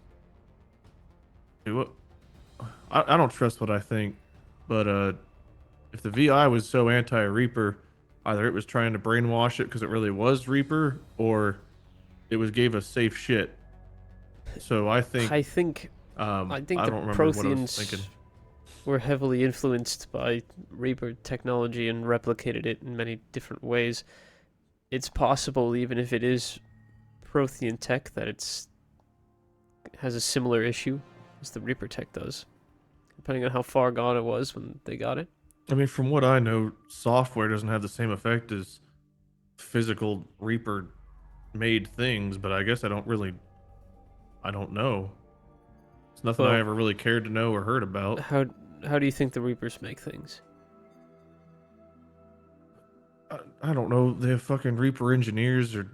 look, I'm fucking tired. I don't have time to ponder that question, but just don't put it on the ship or anything. Keep it to your Omni tool, so at least if we have to do something with the Omni tools, it's contained to that. You know, it's on all of ours, so we're all at risk. Great. Well, I'll keep monitoring it. If I see anything really bad, I'll let you know, but I'm worried by the time I'm able to detect it with the self-diagnostics I'm able to run on this thing, and it's not very high hardware. So by the time I see something, it might already be much further. Zenny, you're awfully quiet. Sorry, Zenestthea. Strix started calling you Zenny, and I kind of picked up on it. You doing all right with all this shit? Is there, you have any thoughts on the matter? This was kind of your op, and I feel like through all the bullshit on the station, we kind of hijacked it. So, other than the probe, I want to make sure you don't have any other thoughts, concerns, anything. Well, we've already gotten quite a bit from the space station alone, and clearly there's much more out there. We saw the derelict ships and don't even know if maybe there's 10 times the amount of tech just hiding out there, or the husks or anything like that. But I think for now, I mean, the Asari are going to be coming soon. I don't remember if we finished setting up our... It was set up. The communications device we fully built. So I just don't know if we sent the message out or not. I don't remember if we did that. Yeah, I don't think we did, but I do remember setting it up, so... Yeah. Scott, Anyway, did we send a continue, ping right. out, or did we just build it? I thought we set the ping out. We did send it. Oh, okay. I was. Oh, looking- just the ping, but not a message with it, though. No, we right. just sent the ping Yeah, out. it's got like a constant ping going to the place until they respond. I think that's what it was. Like all the channels are up, it's just waiting. I for know. The other I think we ping. set it down like the southern. Where's the access to that galaxy map, Scott? Is that somewhere handy? Yeah, you Excel talking about the sheet? spreadsheet? Yeah. Well, I think think I it was on threw the it west. into our. I think I threw it into our chat too. So if you Yeah, check I'm in looking. Discord, but let me find it for you real quick. Well, I did I not don't think whip it it matters, out. but I think it is.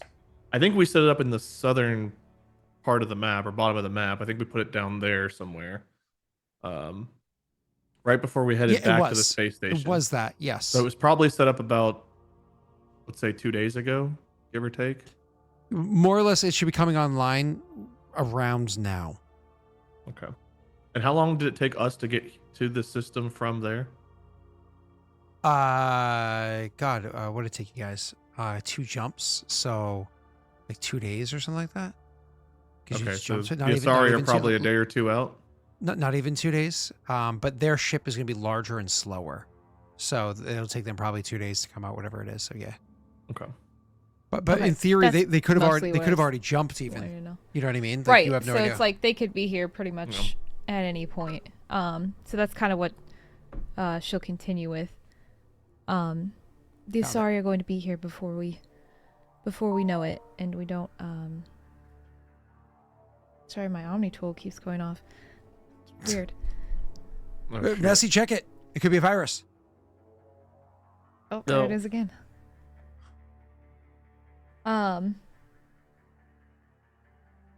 We don't want to explore too much before they get here, and I certainly don't want to be caught up in something else, or run into something that we can't handle again. I mean, as it was, that definitely seemed like a lot just for the 4 of us. So I'd rather not get into anything too involved. Oh, I thought I turned that off. Sorry. Oh, I mean, clearly I don't know what all the Reapers attacked with, probably themselves, but their lovely presence they left on the station. Obviously, no Protheans made it, so yeah, the fact that we got out of there in one piece is. Be thankful there wasn't actually a Reaper there, I guess, but we still defied the odds a little bit. And I think I had a point, but I kind of lost it. I I focused think on they could have piloting. evacuated. There might have back then been able to escape, but I Maybe mean, we didn't without check air or find systems. escape pods, I guess, so that's possible. Or they could have had ships docked where we were, something like that. Hard to say, but based on the destruction there and the husks and everything else running rampant,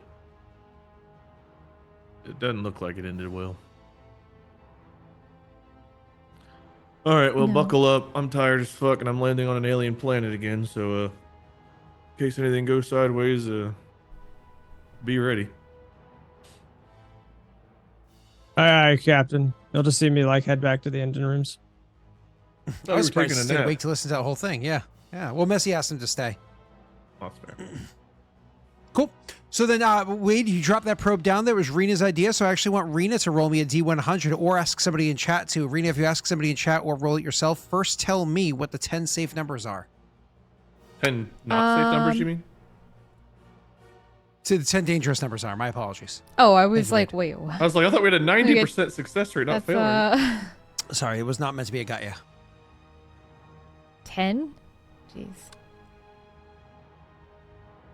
I think It's I'll 1 through do 10? something like 2 ranges, Sure.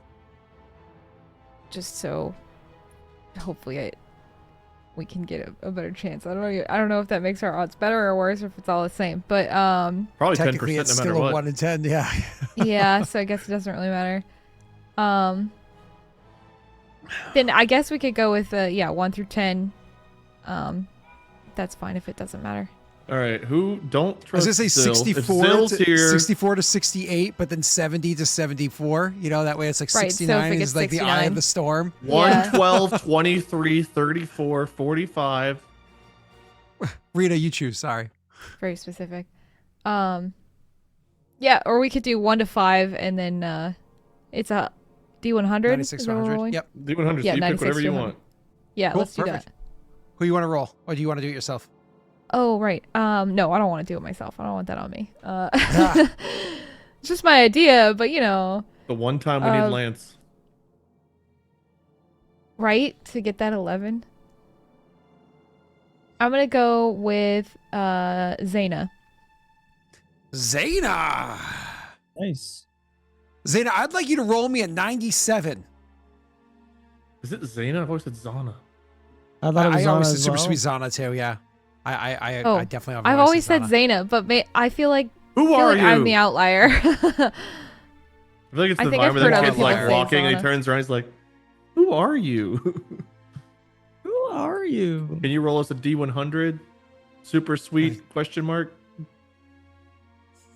And what is your Come name? on. Your name is SS Zana? Pretty sus. Ah, lame. Hey. Lame. See, I would have chosen Uzu because they asked first. I was gonna tell Rena. I knew I would jinx if I said this, but I was gonna say the safest 10 you can have is anything above 50, because Because our chat can almost fucking never get higher than like a 55. It's like the highest they roll. At 53. There you go. Yeah, like literally proves your point. Okay, Uzu knows what they're doing. All right. So, yes, Uzu would have given me the number that I needed. Uzu knows what. Messi and Ken All can't right. even fucking type right, apparently. Well, I mean, Messi's just an idiot. All right, guys, let's do this. And Ken, I have no 12. comment about Ken. So, game start go. So when the probe comes back and it comes back safely, to give you guys the rest of the information, Wade, you do a full analysis of this with the probe. It's only gone for an hour and it spends the entire time properly sampling and probing out this area. You can actually see that something is strange down there. First and foremost, while the probe does come back, it actually comes back somewhat warped and dented in certain areas. Fortunately, the probe has barriers and not barriers, so shields and whatnot around it to help protect it against X, Y, and Z. But there is some damage that happened to the probe by doing a full analysis or scan done by Messi, Rena, whoever. Of the probe when it returns. Apparently, it interacted with certain fields that messed with its actual mass. Like there is a biotic disturbance inside of that area that's causing the more or less, imagine like what I kept describing biotic storms about. So like things are either weighing more or less or being like warped or altered inside of areas on the periphery of that zone. However, inside the zone itself, it seems like everything's safe and fine. And the shields of the probe did protect it against most damage that it could have otherwise suffered. When you're talking about patterns of the trees, Wade, it actually looks as though, imagine a storm, like a storm would blow by like a hurricane, how it has like a circular pattern to it, more oblong, but like a circular pattern. The trees that were knocked down similarly have a pattern as though like they were swept or moved as though a storm came through the area. They're not necessarily, they all look like they're going one way until you look at the macro view and look back and you realize, oh no, it looks like a storm kicked up in this area and spun it almost in like a spiral pattern. Not perfectly spiral, which is why it wasn't so obvious for you beforehand, where you're like, oh, it looks like, a twisty twist. But you can see that that's the case. If you had to make the best analysis, there was recently a biotic storm that happened here that was so fucking massive, like a category 7, but it was so massive, it took out a small country-sized forest. Who knows what it did to the poor animals that were inside the area, and even some amount of biotic disturbance is continuing to linger behind. That means it will be turbulence to land, but the probe got through, and the probe was able to survive in the region perfectly safe. It might not be a bad place to be. It didn't pick up any fauna. Most of the flora in the area is destroyed from the storm. And while turbulent on the way in and out, it seems mellow in there. Might not be a bad place to look into. Okay. So once we get past the threshold of fucky, the probe and stuff, we wouldn't be in trouble getting out of the ship underneath that layer of You turbulence? believe not, in accordance to everything that you got off of the probe. Okay. You're pretty confident. All right, y'all. Looks like the probe's back and a little bit worse for wear. There's a area in the atmosphere or sky or whatever that looks a little bumpy. But once we get through that, assuming that the ship gets through that in one piece, looks like a decent spot to be on the ground. Just gonna be a little rocky getting there. All right. Sounds as good a place as any. Okay, I'm just gonna navigate through some weird biotically affected storm zone of air on no sleep and minor dose of Reaper indoctrination. So, yeah, I'd buckle the fuck up and, well, if you have someone to pray to, now's the time. Here we go. Okay. I'm gonna try to land. You're gonna go ahead and roll me a piloting check, but remember you have disadvantage right now, so that's gonna be a lot of fun. And I just want to point out, chat has already brought Ship of Theseus down to only 7 needed, and Spectre is 7 needed, and N7 only needs 5 more before it's the first time it triggers, which is pretty fucking cool. But just wanted to point that out because I just realized. But anyways, Wade, you're gonna roll me a disadvantage. You're gonna roll that check for me, baby. Mwah. And a -1. Not Ooh, bad. Damn. 19. Not bad. Wade failing looks pretty successful. I'm assuming you're happy with your 19, or do you want to luck it just in case? No, I'm pretty content. After the warnings I gave, even if it's a little rocky still, I'm pretty good with that. So I'll leave it to Pat for RP. It is a fucking rocky road, and I don't mean the ice cream. Bringing your way through that barrier, as I suggested beforehand, it is genuinely frightening. I'm going to have the first person in chat to roll me a D4 would be a great thing to do for me, please and thank you. But it is a fucking rocky road getting down inside there, so much so that it maybe even reawoken Strix from his tired nap as the ship took 2 points of mega damage from the biotic fields that you passed through, the warping fields that you passed through. Thank you very much. Don't thank him. Pat, is this literally getting tossed around in his bed while he's sleeping? Does that wake up Strix, or is he still sleepy? I imagine he would have woken up, got up, still kind of exhausted, but still wanting to, be there for the team and all that fun stuff. So he'll get up, get ready. Did you apply the damage, Scott? I did not. Okay. Looks like we're down to 44 out of 50 now. So over here, you can actually control it. Is the place to put that on the attributes and abilities? That's where I've been putting it, right? It's you could do it right there on the little token that's on your map. Now that I moved where you are on the screen, but Pat, go ahead. I'm sorry. No, that was it. Okay, cool. Awesome. So with the ship finally landed, and it was a fucking rocky ride. I imagine Messi and Rena join you in the cockpit. I think you have multiple seats in the cockpit. Join you in the cockpit, and they strap themselves into their fucking seats. Eventually you're able to successfully land and you get through it. And honestly, when that ship finally touches down, even that is not super nice because it's like a bunch of big, like I said, dead trees. It's like crunching through logs, like snapping a bunch of logs and like grinding them down and snapping it. And the ship is kind of like sideways at first before you do like a couple of readjustments and like you have to alter the gears a bit. And then like the thing finally fully lands down and you're like, Jesus Christ. Whatever, we landed, or by the goddess, we landed, we're here, we're on the planet. It is still nighttime, it is still dark out.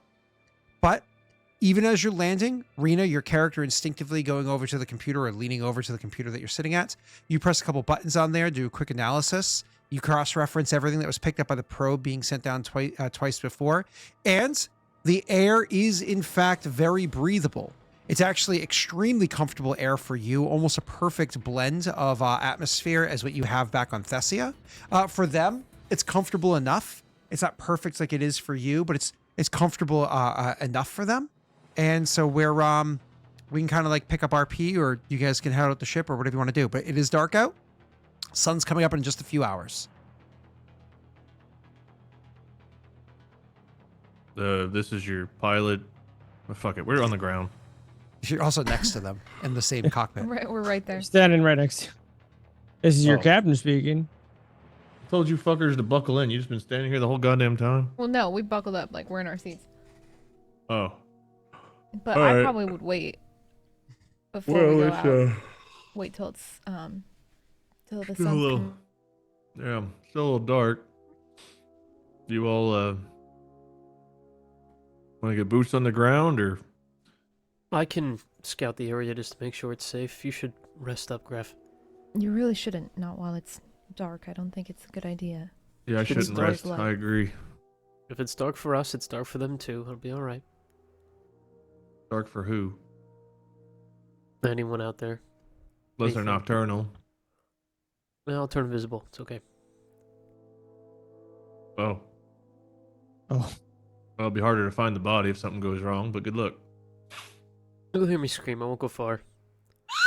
Perfect. He'll unbuckle the thing and flick the light so the buckle of your seatbelt's light goes off. I'll make my way over to the airlock to leave. Graff's probably dozed off before you're even like fully out. So, Messi, you're going to unbuckle. You're going to go over there. I'm sure you're leaving your helmet on, at least at first, going out into this atmosphere just to be careful. You can always remove it later on if you care to do so. Is anybody else going to join him or at least hang out by the back area as he walks out? I would probably anybody be else? there just to supervise. Sure. Rena? Weren't you like really tired? He's okay, though. He's not like... I've slept my extra 4 hours. I think I'm I would actually go over as that. well. Rena, you said you're good? Yeah, I was saying I'd go over as well, just to come. Same thing. Supervise. Cool. So as the three of you go, you make your way over there. You have poor Graff. He's like sitting there in his chair, and he's like, "Yeah, I'll keep an eye on things from here." And he like starts to press the buttons to like get the it's like kind of like keep an eye on you or whatever it is with the radar or sensors, whatever he has on the ship. But like as he's trying to set this up, he doesn't even finish the command. He just ends up like leaning on his hand and pressing the buttons with one hand. He just starts like dozing off without even fully getting activated. He doesn't have his helmet on, so you guys, of course, shut the cockpit door to make sure that it's like sealed as you're leaving the actual ship. When the ship opens up, it's important to note that while the ship has two ways that it can open, one of it is like the door opens and you can jump out of it, or two, you can have like a landing flappy thingy, the flappy thingy, can go down for you to leave. So the first thing you would do is, of course, open the airlock to look out. And you would see that because of all the big fallen trees around, as I discussed many times beforehand, unfortunately, even if you were to open the flappy thingy, it would never be able to properly settle on the ground. There's just too much debris in the area until you choose to clear it away if you want to. So your best bet is to more or less jump down from here, which Rena or Strix could easily do. Messy, maybe you could do. I honestly don't know all of your skills. Or you can just like literally grab one of the umbilicus and use it to help, lower you down there relatively easily and leave one of the umbilicus down below. Once you drop onto the ground, or as you're surveying the area to look into the ground, these are massive tree trunks. They're, depending on the tree that you're looking at, they're about half the thickness and height of the great redwoods that we have out in California and I know another region at least on our planet. So they're about half the thickness and height of those. So these are fucking massive trees. So when you're on the ground, you literally have to like walk between the trees or underneath where they've fallen on top of each other, or stop and clamber over them, or stay on top of the trunks themselves and walking alongside of them. These are massive trees. Because it was a few months ago where likely this, you believe it was a few months ago with the storm would have happened to knock these down. All of the leaves and the branches and whatnot are already like, have died and are starting to rot away. As I said beforehand, there is other flora that would be starting to kind of like grow and decompose or whatever it is, this kind of like area itself. So that's the first thing that you see when you get to the area. Messy, you're welcome to jump out there and start looking. I would take an acrobatics from you. While Rena and Pat, I want Rena to roll me a wisdom check and Pat to roll me an intelligence check. I would probably use the umbilicus and make like a rope for myself to get up and down, because even if I get down, I'm having a lot of problems climbing up things recently, so I think that'd probably be my best bet. Sure. And the umbilicus can literally be like you hold it and it like lowers you down as like a smart rope. Like repels you safely. Yeah, you don't even have to make any checks. You just kind of like eat, and it, yeah. So Strix, you specifically, while you're kind of going out there, granted you're tired or whatever, but you're fully functioning. You don't have any, So when you go out there, something about this planet feels weird. It just feels off to you. It almost feels like, you almost feel, for lack of a better phrase, like it's reaching out and touching you. Like almost to the point where like a lawyer is going to hold up a doll in court and ask you where. Rena, you also tired for what happened recently. You are not feeling the same kind of like vibe that Strix is at the moment. I don't know if anybody wants to say anything, as we have Frait grabbing this rope, and then Messy, are you lowering yourself onto the actual ground or onto one of the fallen trunks? Probably all the way to the ground. Cool. Anybody say anything on his way down, or? Strix would probably look to Zenny and be like, I feel uneasy on this planet. You feel it? I can't say that I do. What is it?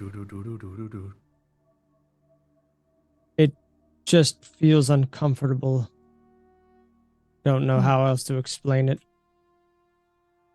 How do we communicate without, like, obviously we don't have our helmets since it's breathable air, right? So are we using our Omni tools, or do we have? Are you wearing a helmet headsets? or no? Like, what are we doing? Said it was bad. I guess that's up to Frait. Is he wearing a helmet?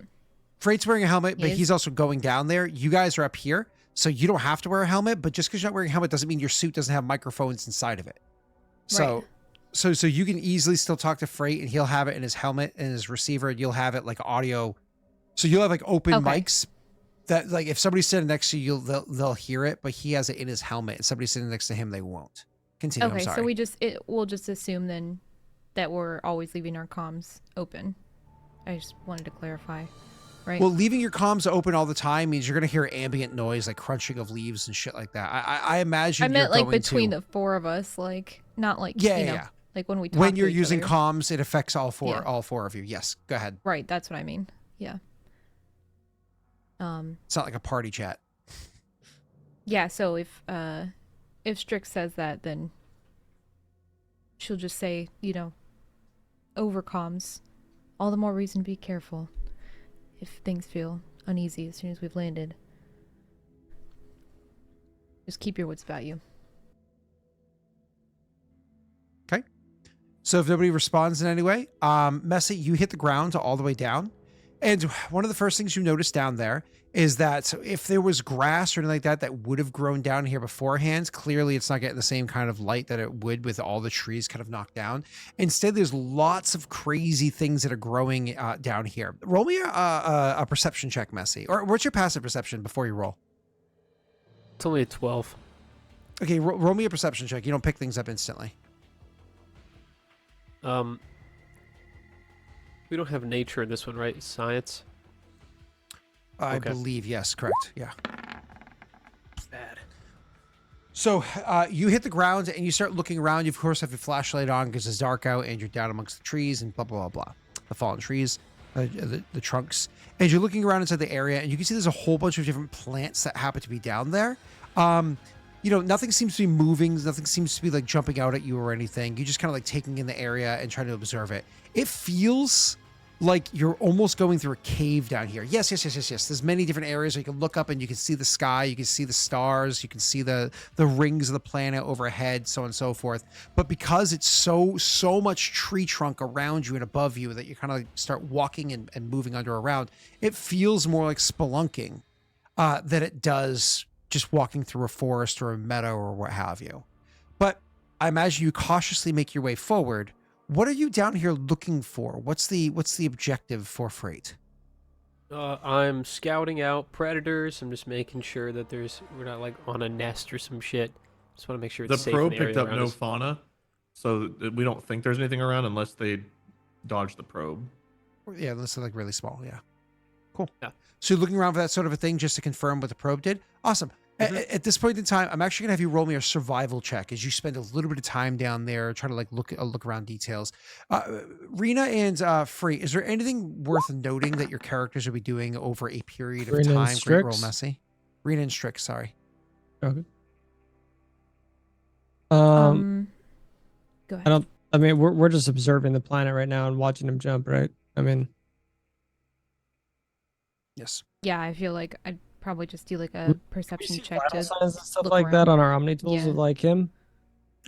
I mean, yes and no. It's one of those things where you Now can that see he's he's like, not. this, you know what I mean? Like, All you would get for something like that is uninjured, injured, near death, flatline. You wouldn't. It's like you would see health points or anything. But so no, yeah, no, sure. no. I figured we would have some status. I would probably be running like diagnostics on that, like updating and stuff like that, making sure that that's all working well. Yeah, I'm not going to say something so far as heart rates or anything, but yeah. But no, I'm not expecting like to know his blood pressure and shit like that. Just to know that he's okay. Because I've got an uneasy feeling anyway. So I would just be a little bit stressed, I guess. Not stressed, but you know, I'd be worried to make sure he's okay. Messy, if it wasn't. Oh, sorry, Rena, were you doing anything? I'm sorry. I was just gonna say like just looking around, so I don't know if you want me to roll perception. Yeah, go ahead. You can As roll well. perception.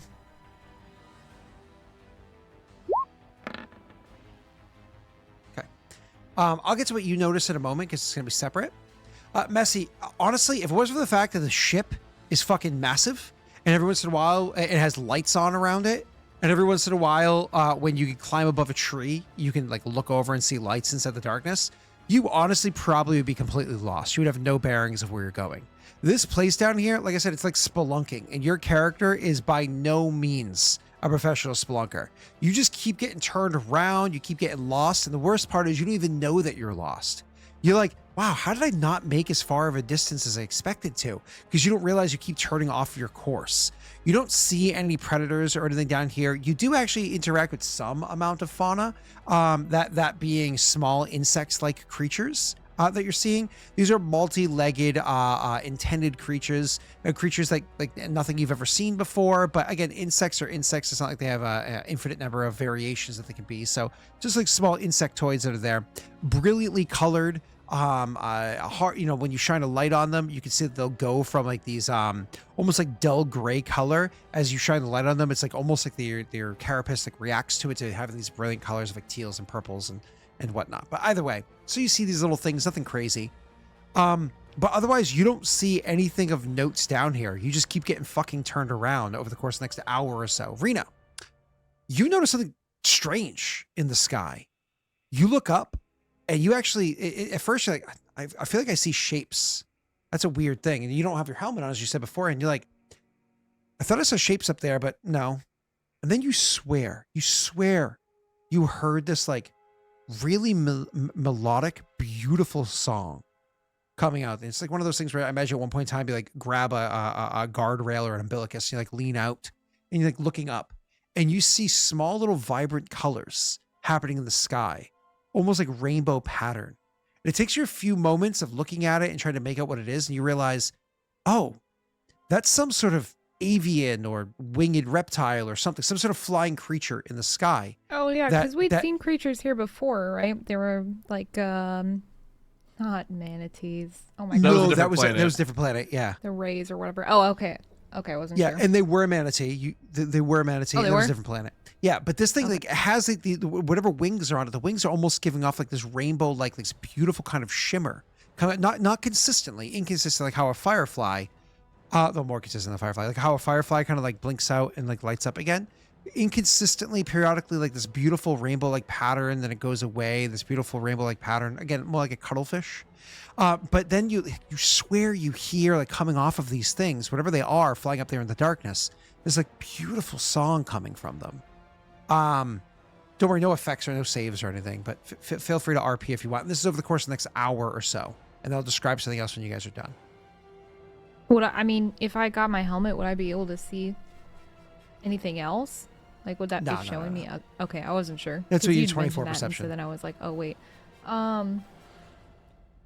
Okay, yeah. I mean, she'll like as soon as she. I mean, obviously, Strix will kind of see her like leaning out and looking at this. But then she'll say like, "Do you see that? There's creatures up there. I'm not sure what kind, but they're just there. All the colors. And if you listen, I think you can hear singing." Would I be able to hear the singing now that she's kind of pointed it out? You're listening. I didn't know if it was something that's more like mental or like. You can hear it now that she pointed it out. It's very faint. It is beautiful, whatever it is, but it's like some sort of whatever the call is. It sounds beautiful. Almost sounds like singing, like a voice, like a humanoid voice singing. It's not that. Again, it's just, you know how birds can make like really strange, almost borderline humanoid sounds sometimes. It's more like that, but it really is beautiful. Go ahead, Pat. I can hear faint singing. What is that? I think it's them. I don't know if it's their like call to each other or something else, but I don't know. It's odd. Odd indeed. Whatever they are, they seem to be remaining mostly within the clouds and things up there, so I don't see anything further down. I mean, I should like scan kind of the horizon, see, which I imagine she doesn't see any of them there. No, and you also do know, as described beforehand, as you experienced, described by Graff and experienced by yourself, if they try to come closer, unless they have some sort of resistance or immunity to that biotic field that happens to be inside this area, they probably wouldn't be able to get down here, or at least it would be very dangerous for them. So they're likely far enough up in the sky that they're above that field. which is a good thing. Or at least you believe it's a good thing. You know, you don't really want to interact with anything yet, but you do see them. Any other questions or anything, Rena? Sorry. No, I think that's it for now. She'll Cool. just continue to keep a lookout. My wife just sent me a picture of a fur because she's a douchebag. So, anyways, so the love you. yeah, that's nice. So, after about an hour or so of failing, one of the things you guys are going to notice, and Wade, I'll even disrupt your character so I can pull you into this if you want to be a part of it. You're woken up by, and you guys see the beautiful sight of. Off in the distance, you just see these crazy, beautiful patterns. It takes you a moment to Wade. You can see instantly from you're at the cockpit, but for you guys, if you use your Omni tool to identify that's coming from the south, and it is this beautiful, beautiful greenish, sometimes purplish and silvery pattern in the sky that's coming out. It takes a few moments, and you realize, oh, it's a natural aurora that happens on the planet as the sun's starting to come up. Remember, as the sun goes away, biotic storms tend to happen, chasing the daytime with the night coming in. But as the sun starts to come up, there's this absolutely stunning, beautiful aurora pattern that stretches from the poles down into the rest of the planet that lasts for a while. It's genuinely awe-inspiring for your characters to see this. All right. Again, that kind of like wakes up Wade's character, and the sun's starting to come up, and messy, unless you don't want to, you're going to be able to navigate your way back to the ship, albeit very slowly because apparently you suck at life. You don't know where you are or anything else is. Oh, wait. I can't see the ship anymore? You can when you pop up from above the tree. You climb up a tree like, oh, there it is. Okay. I mean... Yeah, I mean, I guess I'll just make my way back. I'll try. How long? Sorry. How long you been out there? You guys see the sky's really pretty. I've been watching it. Keeping an eye out. We're not sleeping. No. Gotta keep a lookout. Doesn't we're sound like they're watching. keeping lookout, but we've got it. Did you find anything down there, Frait? Nope. Great. How long has he been down there exactly? About a little over an hour. He's only been down for about an hour. All right. Well, should we come down and take a look, or you want us to hang out up here still? Or do you want to? You know, What do you want to frankly, do? there's not much down here. It's hard to see the atmosphere when you're on the surface. I think it would make more sense to stay above. Almost like I'm in a cave, but I can only see out when I climb something tall and get to look above the fauna. All right. I mean, I can try running like a ship scan or something, see if there's anything interesting that comes up to look at. Otherwise, we can just at least get out and stretch our legs for a few fucking minutes if it's safe down there. God, I would love to touch dirt or tree. The I'd dirt love to seems take a safe. nap under one of these trees. I feel like we should probably keep at least one lookout. It's kind of hard to... I know the probe didn't find anything, and I didn't find anything, but it's hard to see here. Yeah. All right. Well, if the other two of you want to go down and touch dirt, I guess I could stay here for now. But honestly, probably fine. I'll at least stretch our legs for a few minutes. Not like it'd take that long to get the umbilicus to back up. All right. Can head down then. I mean, we're standing right there, so I'll probably just grab it and go to jump down.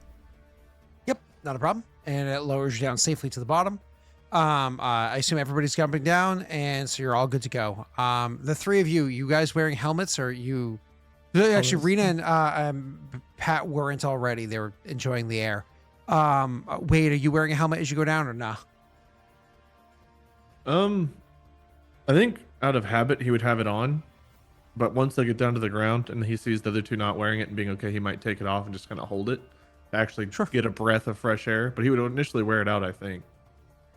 So one of the things I want to point out about this air that I forgot to say beforehand is while the air is certainly fresh, there is a small musty smell to it. The musty smell, of course, coming from the fact that you're in a forest of trees that fell down a couple months ago. So, you know, it's just like it's decomposition that you're smelling here. So but that's normal. That's literally like you're in a forest that's decomposing of like dead trees.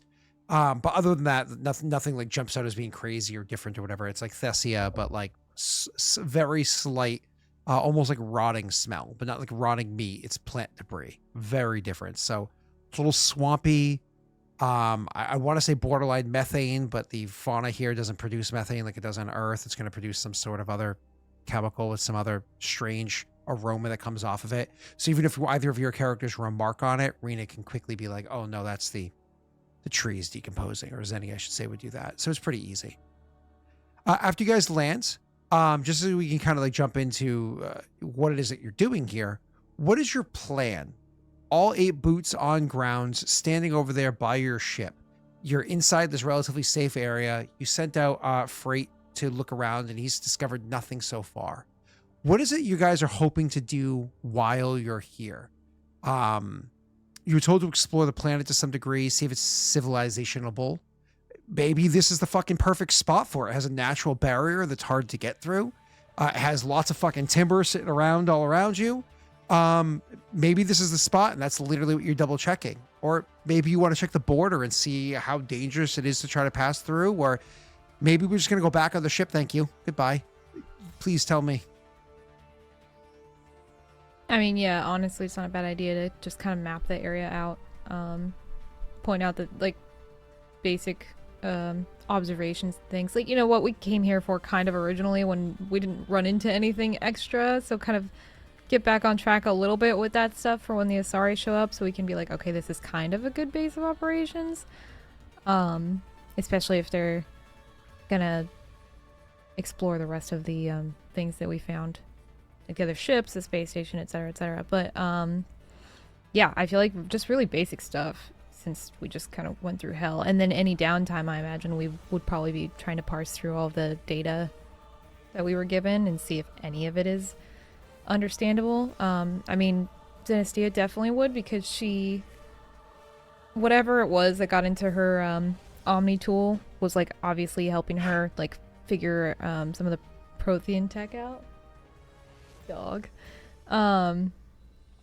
So she'd try to use that to her advantage and see if she couldn't use that to understand any of the files that all of us have. I know collectively, like, we might have pieces of it, so just whatever she has, she's just gonna start going through that.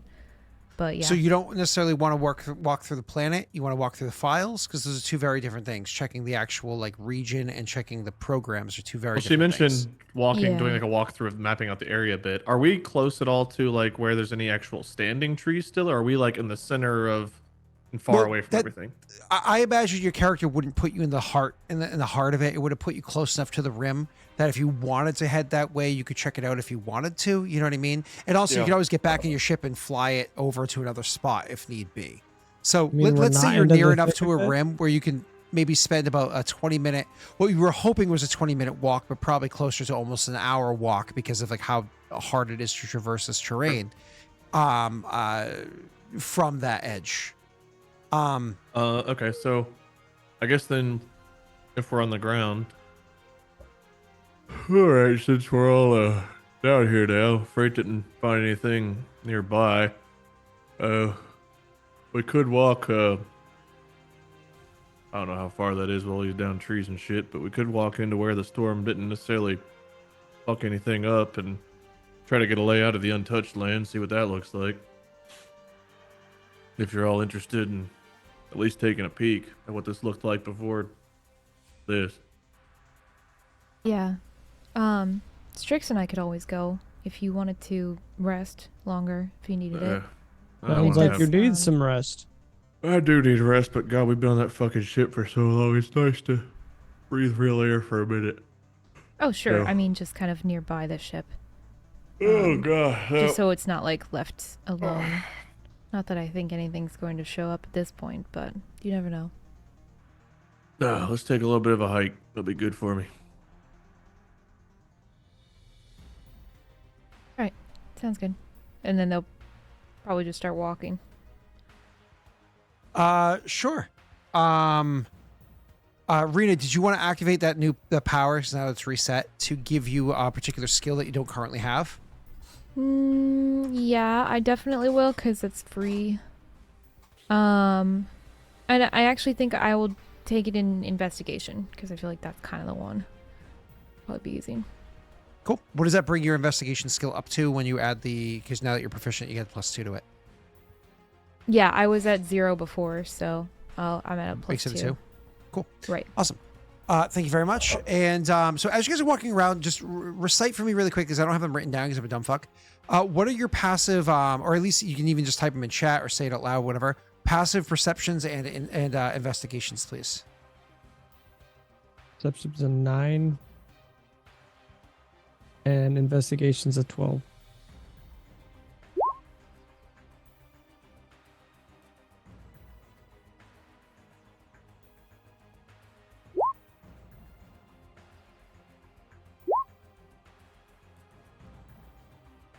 Let's wait for Rena.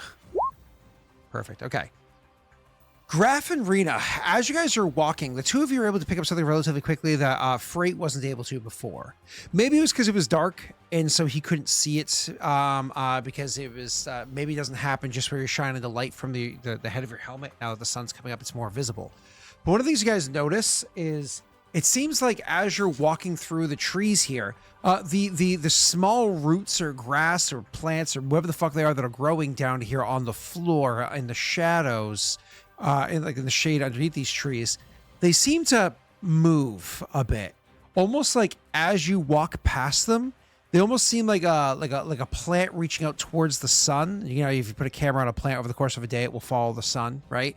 It's almost like they're, as you guys are walking slowly, picking your way through the area, they like lean towards you as you're going, which is more than a little off-putting as you're doing so. And more than that, Pat, once again, you feel even more so now that you're amongst it. Like the planet itself is almost like there's like a connection between you and it. Like it's almost like, again, almost like it's touching you on the inside. Like not actually physically touching you, but you feel like there's a connection between you and it, which is very strange. Anyways, I don't know if anybody says anything, but you continue making your way, I believe, over towards the barrier. But in general, mapping out the region, setting up small drones or whatever you have with you to take small scans, not the big drone, like little things as you go, etc., etc. I'm sorry, what was the question for that? Would you guys say anything about what you had just noticed, or keep an eye on it? Plant life's kind of fucking weird here. It's like, I don't know, magnetic or something. I was noticing that too. It is a bit odd. But doesn't seem like anything too concerning. As she's kind of like looking at it, like she would almost too, like while they're walking, kind of like run her fingers over like some of the leaves that are kind of nearby on the nearby plants, just to see if there's any reaction from that. Yeah.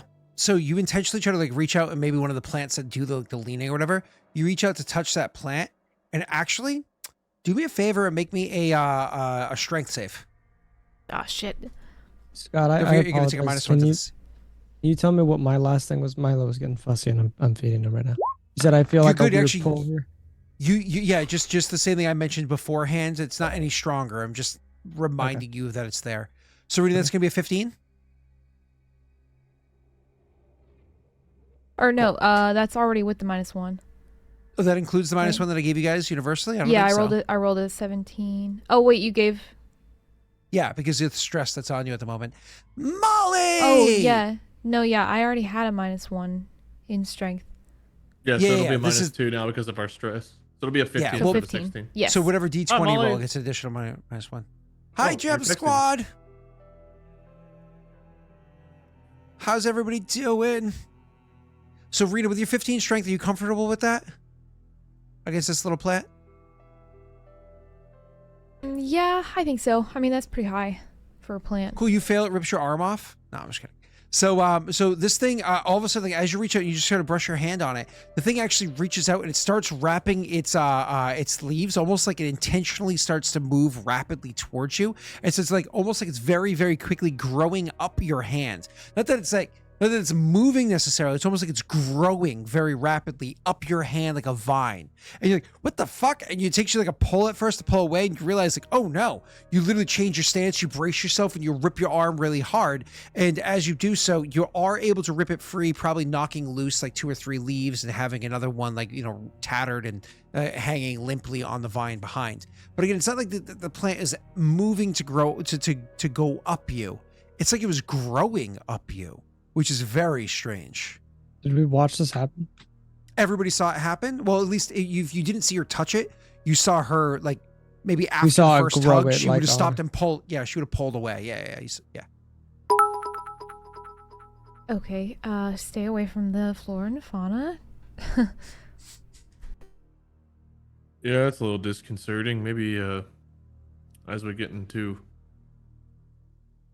I guess, the untouched parts of the forest, be ready for the plants to try to fucking eat us or something. I don't get up. Can it ever just be fucking nice? Is this normal for forests like this to be carnivorous?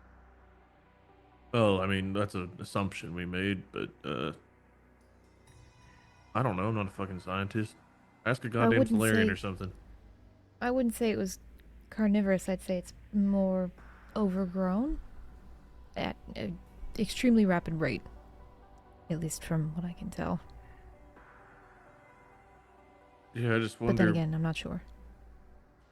It feels like a mechanism where it would probably grab creatures and imagine eat them. What else would a fucking plant be doing growing like that around? Maybe it's not us though. Maybe it's the suits. I don't know. I don't really want to test it. Best to avoid them for now. Yeah. Maybe on You the way out. continue. Go ahead. Strix only said that just because this is the second forest he's been to. So he finds this kind of intriguing a bit. Maybe on the way out we'll I don't know, find some scrap or something and see if it reacts to the scrap or not. Or we see something running around, maybe we'll see if the plants reach toward that creature or not. I don't really want to put ourselves at any more risk than we've already been in. Okay. You continue to make your way along this area, trying to avoid making contact with those plants as you go. Any of the ones that seem to be leaning this way or that way, you're like, let's just move around them. And there are more dense patches or areas where maybe you have to climb up on top of a trunk and walk like, 100 feet or so on the top of a trunk, or jumping onto another one and walking on that for a bit. Kind of like Friends, walking train tracks sort of a situation. It's a nice little experience, though sometimes it gets genuinely difficult and you have to utilize each other's aid to get through the area. One of the things I do want to point out is as you're doing this climbing and whatnot, obviously Zenestthea would instinctively reach into her body and would use her biotic powers to help her make these like big jumps. Rena, you realize that unlike on that ship before, where you seem to be somewhat stunted, and actually it never even impacted you, which was nice. I always rolled in a way that it didn't matter. The exact opposite is here. When you use your biotics here, they almost seem to come to you with greater ease. It's like as you were thinking or starting to do the motion, it very easily flows the positive or negative charge passing through the nodes of EZO inside of your bloodstream. You're very easily able to activate your biotic powers to the point where they almost trigger a little too soon, and it takes you a moment to kind of adjust to that. But it flows very easily. Either way, and I'm sure you maybe make note of that to them, and Strix would probably try and be like, oh, yeah. But so eventually you bring your way over to the barrier. Now, when you get to the barrier, it's funny because it's visible. You can't see that it's there, but Graff, tired as he was, is not an idiot and was able to map things out as the ship was passing through it anyways. You had the probe come down here and map things out as things went through. No checks need to be made because you guys took the appropriate meta precautions that you're aware of where the barriers area is. So you go to the barriers area, at least where you believe it begins. And you're like, okay, here we are.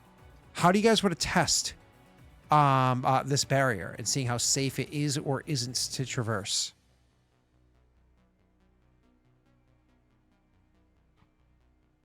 I guess we bring it to RP. Go ahead. Is there a rock around? Yeah. I would stop walking here. I think we're well at the point where the probe in the ship got a little bit banged up, so I imagine if we just walk right through it, it might not feel so good. But maybe it's okay. Can I use lift on like a small rock Yeah. to like toss it at the barrier? Sure. So you use lift on a small rock and utilize your biotic powers to toss it at the barrier. And as soon as it gets there, it's like almost like the rock itself is like ripped apart. Parts of it are like thrown high into the sky. Other parts of it just are ripped down to the ground extremely fast to the point where it puts like a small dent into the ground. Like if you took like a pole and went into the dirt, you know what I mean? Other parts are kind of like thrown off to the side. There's a moment where Frait is actually happy he never took his fucking helmet off because it literally tings into his helmet and leaves a tiny little scratch onto the glass of his helmet where he's like, shit. Oops. You know, it's like genuinely frightening. Messy, it's going to take your character at least 2 or 3 days to be able to see through that scratch on your helmet without noticing that it's there. It's coming from somebody with glasses. I'm gonna buff it out. I don't want to hear what you do in your private time. Well, that didn't go so well. Maybe it's anti-rock. Who wants to run through it? I You're not gonna volunteer. test I was us. kidding. No. Don't fucking do that. Like she physically like holds him back because she knows Strix would just start running. Is it like I don't remember if the barrier was described when I was here or not. Is it like just one solid, like very easy to see? Not visible. It's just kind of, it's there because of the difference in trees being fucked up and things being okay, I think. It's more so the stuff around it, I imagine, that we can kind of visualize where it is than it itself. All right, so knowing that when she threw the rock with biotics, it exploded, I want to try just throwing a rock. without Sure, yeah. biotics. The country. So you just pick up a rock and the country. It's not Bato. Like a small one, not like a giant one. this is what I think about your Bato would nuclear build. plan. Anyways, like Dwayne the no. So you pick up the nation of Iraq and you hurl it through the barrier. It just goes as far as your arm allows it to pass, and eventually it falls to the ground at a normal trajectory.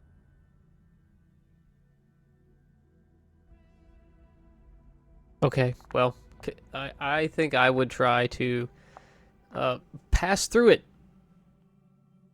So you You just go like look from at the rock others, to- shrug, and start walking. What Well, I mean- what is it? What do we roll for? Like, is it a dex check to Like try an- to like an stop arm. him? No, RP wise, unless he's saying he's going to counter rolling. RP wise, you could just like, hey, what's up, buddy? Like, Okay, so he threw it normally and it went through just fine, is what he's saying. So anything that's got biotics. So Strix and I probably shouldn't, but like, who's to say that this isn't like? I don't know if that's a theory we want to test with our whole selves. Yeah, hold on a second, Freight. I mean, What? the ship, the probe, those also had issues. You're wearing suit of armor, carrying weapons. I mean, we don't know if your skin, blood. Do you have blood? Yeah, you bled. I have blood. I'm not going head first. It'll be all right. Yeah, unless it takes the end of your fucking index finger, shrivels it up into little pieces and launches it all over us. Then I'll have to get a new finger. Yeah. I don't really know, know how to there's- respond to that. The Asari are talented. They have access to things, sure, but that's Let's just take a moment, Some see if things a aren't fucking replaceable. animal runs through it or something. How about that? There's little fucking critters running around, right? Let's see if one of them passes through it okay. Well, you want to pick one up and throw it? Or just wait a goddamn second. We're While in a they're forest. talking, can I roll a perception check to find like a critter? Or are they Yeah, all go over the ahead. place? Go ahead, roll.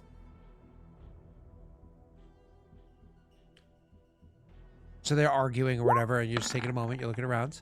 With a Damn. total of a 2, you don't find any critters around.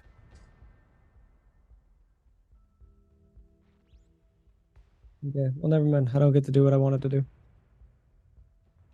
I will stay Uh, silent. All right, can we roll? I don't know if Freight will listen or not, but if he does, can I roll to see if I've noticed something like passing through where I think the barrier is? Yeah, go ahead. Roll a perception check. I just want to touch it.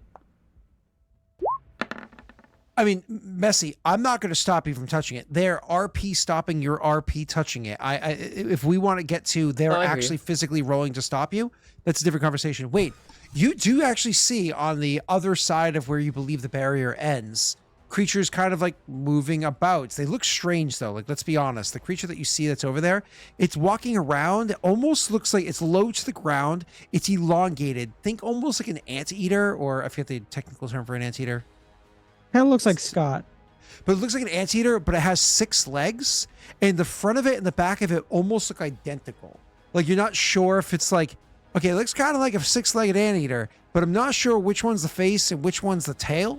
But it's moving that way, but it's also moving the other way occasionally. It's a really fucking weird creature, and again, has some very brilliant colors on it, which would be concerning because, you know, on Earth, bright color means probably fucking poisonous or whatnot. So be careful. Poisonous, venomous, different. So maybe venomous too. Who knows? Either way, you see this weird creature moving around, but it's not coming anywhere near the barrier. It seems to be doing whatever it wants elsewhere. Okay, so from what I can tell, they're not passing through. They're kind of avoiding it. Correct. Yes, sir. You see that fucking weird ass thing over there, Freight? It's almost intentionally avoiding this shit like it knows better. I think trying to pass through might be a really bad idea.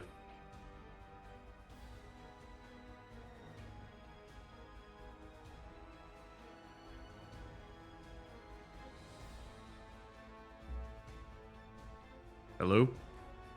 I heard you. I'm looking to see if I have anything that I could toss that's not just a rock. I have this really cool Prothean heavy pistol I could throw. That's a great idea. No. I think he'll probably, okay, at this point he won't approach any further, any closer, I guess I should say. He won't approach any closer, and he'll say, I guess regardless, it means this planet isn't exactly going to be hospitable for the Asari, is it? Well, I mean, they have scientists that probably know a hell of a lot more than we do. There might be a way to counteract the barrier. There might be ways to avoid it. Maybe the storms don't hit certain parts. I don't know, but clearly things live here.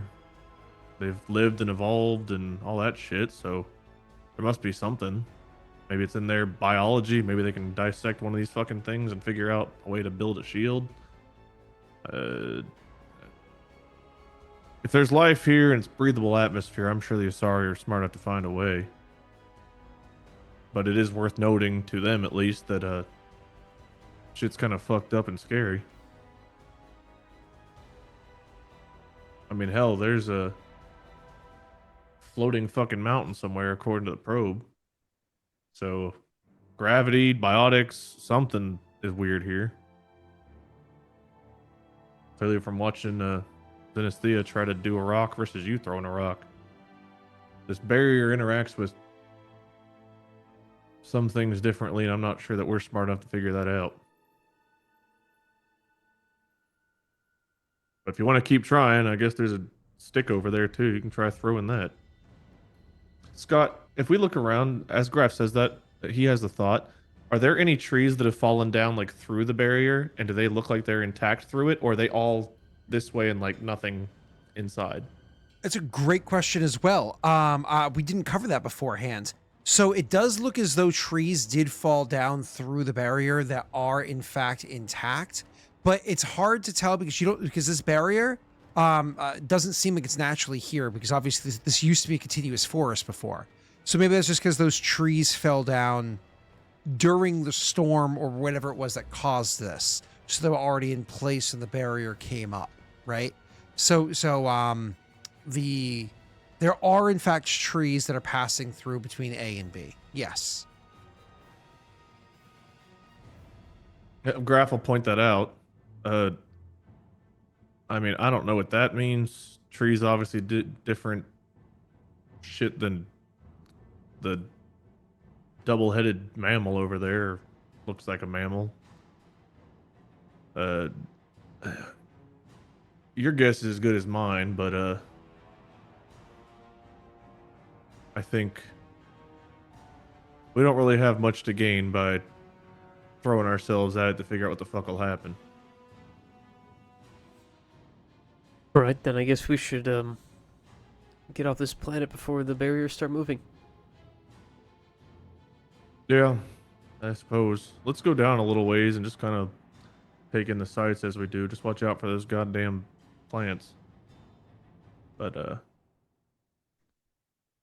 don't know, as weird and scary as this place is,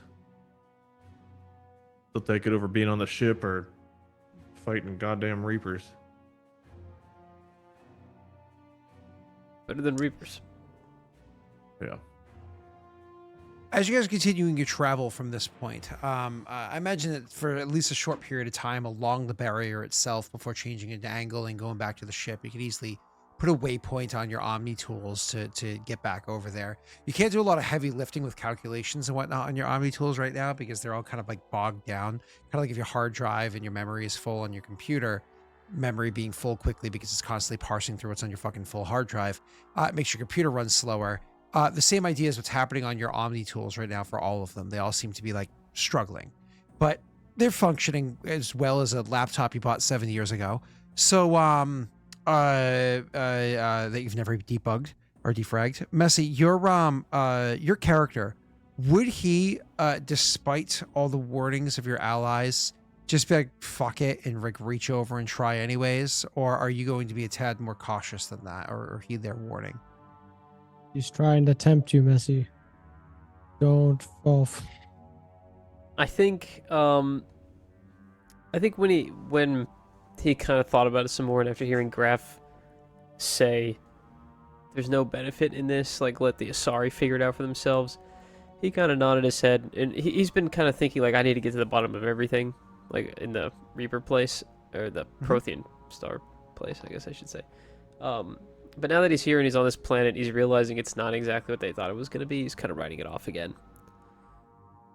Okay. So So no. he's going to be more cautious. Thought probably crosses his mind, but he's more cautious than that, and avoids doing so. Maybe even takes a couple of extra steps away from it to avoid further temptation. So anyways, your characters walk along the border for a little while and eventually would turn inwards and, take a wide route path back to the ship, spending a few hours probably in total doing this. This whole while, I want everybody to go ahead and roll me a survival check, pretty please and thank you. Individually or with advantage if we have multiple? Individually. I still have disadvantage, right? Season Yor and Strix, go ahead and roll me an intelligence save, please. Actually, gonna say I'm a lucky that. Oh, unless you want to do that instead. Yeah, I don't want to. I'll take the 13. Okay, so as you guys are making your way down forest, walking Lorist, so that's an 18, a 3, a 9, and a 13. With Well, your I'm having 3, a minus in one. everybody does because you all have stress. Okay. So as you guys are making your way through the area, Frait, there's actually one point in time where like your character's of course tired as well. You guys went through a whole bunch of shit, and all you did was got a shitty nap on the ship heading over here, where you were stressed out and woke up and blah, blah, blah, everything I described beforehand. And your mind is of course distracted by the fact you're like, is my fucking Omni tool going to try to take over my brain and eat me? There's one point in time where you guys, of course, as you're traveling along, you'll take moments where some people get ahead of others, or you go to scout off to the side, maybe you stop and lean on something for a moment. There's a moment where Messy, your character actually stops and like leans to maybe take a drink from your canteen or whatever, just to like catch your breath from where you are, actually having to open up your helmet to take your drink or whatever you need to do, probably putting it back on because you're being a bit paranoid. Rena, your character actually notices, like, oh shit! Like, you notice that Frait is leaning up against some of those plants that were fucking growing up you before. Oh. Okay. I'll try to grab him out of it, but now I'm thinking about it and I'm like, well, what if I just... Let him get eaten. No, I was trying to... Well, you know... We're all I'm sick thinking of it. that guy. Chat's No, thinking I was it. thinking about using some sort of power or something on the plants themselves. So because, like, obviously I'm not fast enough unless I don't know how close we are. Like, if we walked ahead a little bit or if he just, like, stopped to the side and we kept walking or whatever, but... hold on, let me see what this is. You're not all like on top of each other. You're kind of spread out over like say maybe 15 feet between you, or some of you guys are closer to one another. As you're making your way, it's not like you're holding hands walking through woods. Right. We're all spread out from each other. That's why I was wondering like how far away. So she'll shout over, or obviously they'll be able to hear us. But Frait, don't rest there. The plants will start growing onto you. And then I kind of want to do like simultaneously, like she'd say this, but I just don't know which one is better for this. Like, would lift work? Like if I'm trying to lift them off of him, like as they're growing onto him, or would it make more sense if I just did something like pull, which is like more of like a ranged attack? I feel like lift would be better because Messy himself to pull Messy to you. Lift, I understand how pull works, and then is he a medium creature? creature? He is, yeah, of course. Some would say he's quite large. But so or you can do lift on the plants to try to like maybe push them back or whatever.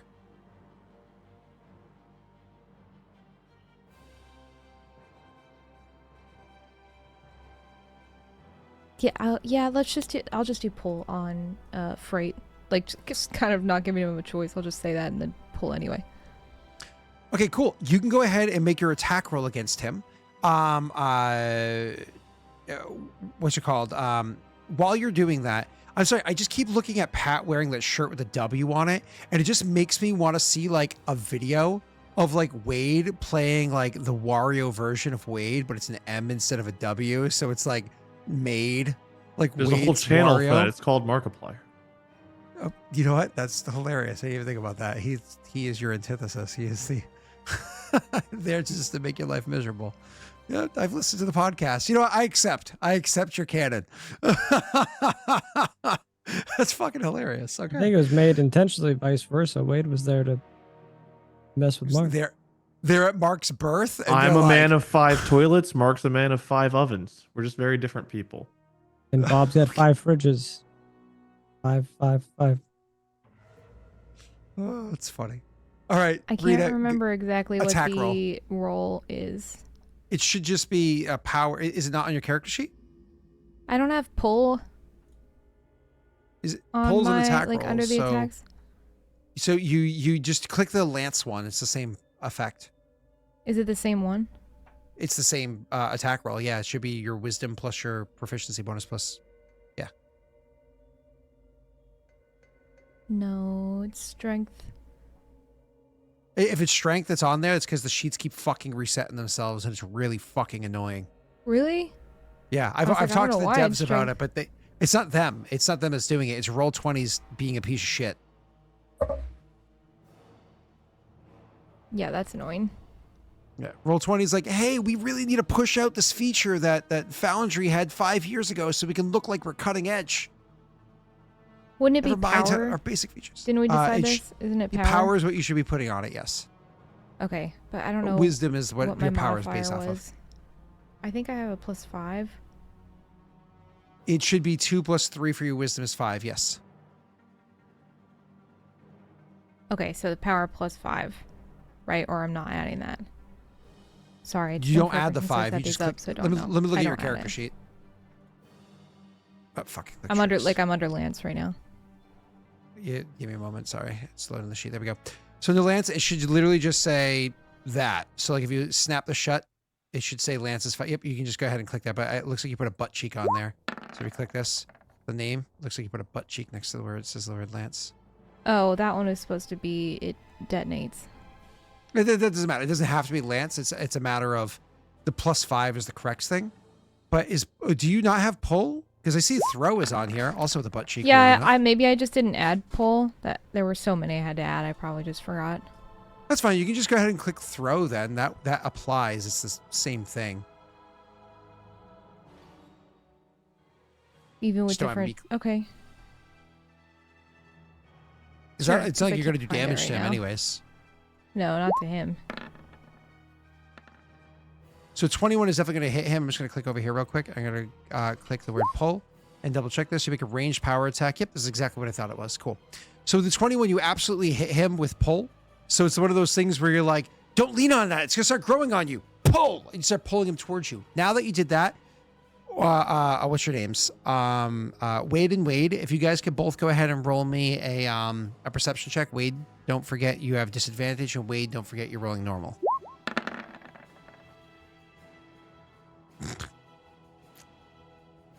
Okay. So it's a good thing that you did that, Rena, because the fact that you God damn it. Oh, you guys are rolling like the worst rolls. So I have it's a good thing that you did Scott. that. Give me a You goddamn guys break. went ahead, you put pull on him and you start pulling him towards you using biotics, and as you're doing so, the plants start growing around his body, start grabbing onto him and trying to pull him, but you use your biotic powers to rip him off of those plants and like snap once again, like kind of like snap a couple of the tendrils or whatever it is that are growing up and around him and pull him free. So he feels like, "Rah!" As like something's like grabbing around his body and grabbing onto him, but they snap against the strength of your biotics and you pull him over to you. It's a good thing that you were there. Can I roll perception? No, you were being pulled and it was behind you. Sorry. So we just see like seemingly Zenestthea yank him, and like we don't notice anything else. We just see her like do that, and it's like overreaction much. No. You see the vines growing on him. Absolutely. Oh, okay. And you see them snap as she's pulling. Yep. Okay.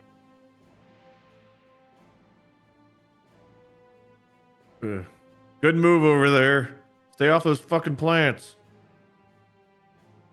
You did warn us. I feel like you're trying to kill me. You're welcome. She was trying to kill you. She would have done it. When I threw the rock at the barrier, what happened? You threw a rock at the barrier? Nothing happened. Right, it went through. And? When I was leaning on those plants, it wasn't until you pulled me that anything happened. They're just trying to eat biotics. They weren't trying to eat me.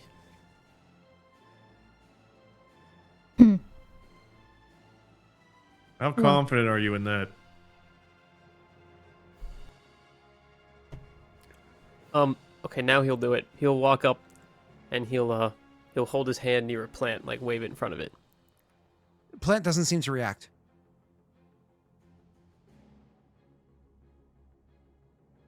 It could be a dead plant. It was just growing on me a second ago, wasn't it?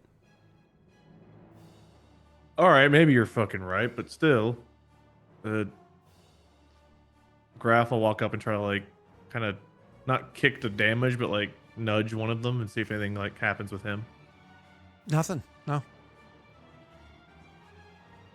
First of all, fuck you. Second of all, good thinking or good. Third of all, fuck you. I'm too tired for this shit. I could have died. Yeah, you could have died from leaning on it too. We didn't know. All right, so that means Zenestthea and Strix, you guys are basically like fucking chow time walking around down here. We should probably get back. Yeah, just no more jumping around with biotics or I don't know, just suck it in or something. I don't know how that shit works. Hold your biotic breath. Yes, sir. I wonder if like weapon fire, other things. I don't know what makes biotic shit different than Huh. So, Freight, you think the barrier would have been safe too? But why were the other animals avoiding it? You think they're biotic? Could be. Or they weren't avoiding it. They just weren't. Maybe they were avoiding us. Well, we had like a fucking pet squirrel or something. That's an earth creature.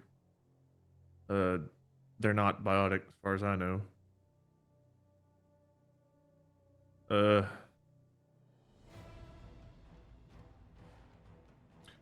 might have been making a point, but I don't remember it, so let's just keep fucking moving. You really should have taken a nap. I did. Got a good solid 15 Take a longer minutes. one. Yeah, well, someone had to fly us in here. And I wasn't gonna No. let you all come get your boots on the ground while I stayed in the goddamn ship another however many weeks it is or days it is. Quick question about that. Does anyone remember the way back? It's roughly this way. We've been heading that way. I think. Check your Omni tool, you'll be able to find the right way. Zenestthea knows the right way easily. I've been leaving junk the entire way here, kind of like Hansel and Gretel. What do you like? Eating a Snickers, throwing the wrapper behind your back like a litter bug? Kind of, yeah. You make me sick. I'm actually prepping the planet for humans to live here. And this thing puts trash everywhere he goes. Starts sprinkling microplastics. Yeah. So, Want to make sure it feels like home. Zenestthea, I have to ask, are all Asari biotic? Is that that might be worth mentioning to him about this place, that the whole fucking planet wants to eat them. No, So, I'll add it in my notes. Yeah. Alright, back to the ship, I guess. Keep your eyes peeled for anything else interesting along the way, I guess.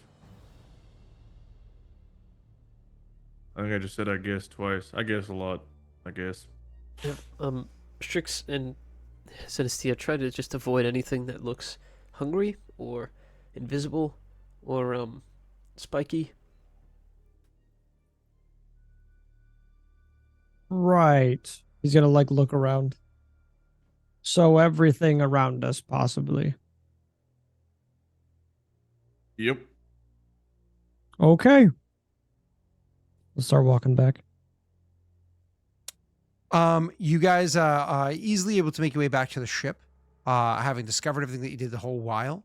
This is a multiple hours, a several hour walk in total, like 3-4 hours, heading out there, exploring along the edge, little breaks here and there, and eventually making your way back. It is laborious. It is genuinely difficult. And poor Graff is like fucking tired. His old sore bones, his old man of like 40. But you guys are finally making your way back to the ship, where the good news is that the you get back there without any more incident. The bad news is it seems like some of these plants are slowly starting to grow up the actual ship itself, like around the landing gears and whatnot.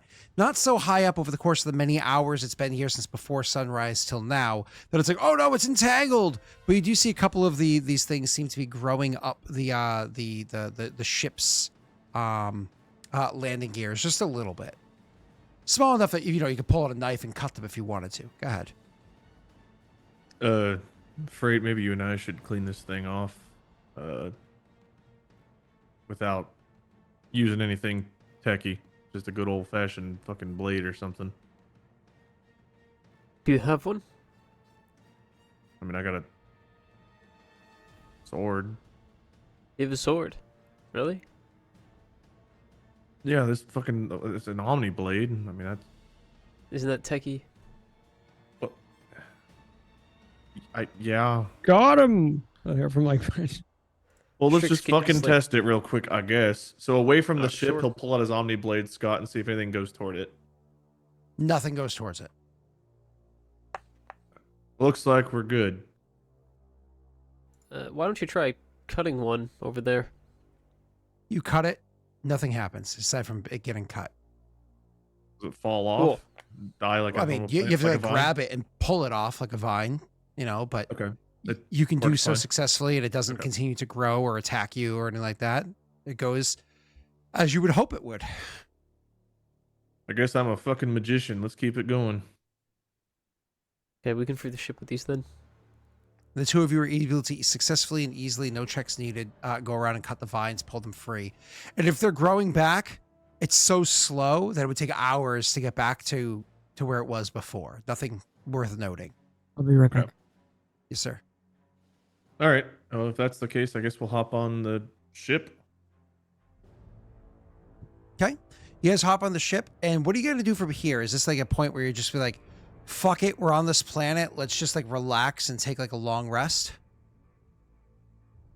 Yeah, if we haven't done a long rest by now, we should definitely do one. I've not had one. You guys did. I have not had one. So Yeah, I go would love for it. one. Just take the Okay. downtime. But we don't want to be on here when night falls, I think. I mean, I feel like I don't have piloting expertise or whatever, proficiency, but would it be? It's just a vehicle handling, right? So I could theoretically. Yeah, but even rolling like a fly us 20, it off was planet. kind of rough. Oh, because of the barriers. Yeah. Right. Okay. So, I mean, Rena could be proficient for an hour. So fuck, I was gonna try something. So the way the shield works, do we have our shields up all the time while we're walking around? And nothing was attracted to Freight or I still? on your suits, the way I always describe it is your shields in times where you think it might be dangerous, you would leave them on. Otherwise, it would be kind of like a waste of power generation in general to Yeah. have them on all the time. So walking in a planet where you think it's dangerous, you would definitely have had them on. So even with our shields on, nothing tried to like attack us. The planet. Or at least if it did so slowly that it Yeah. wasn't noteworthy.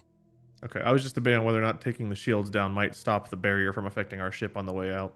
It's very possible. You can definitely give it a try. I'll propose that theory.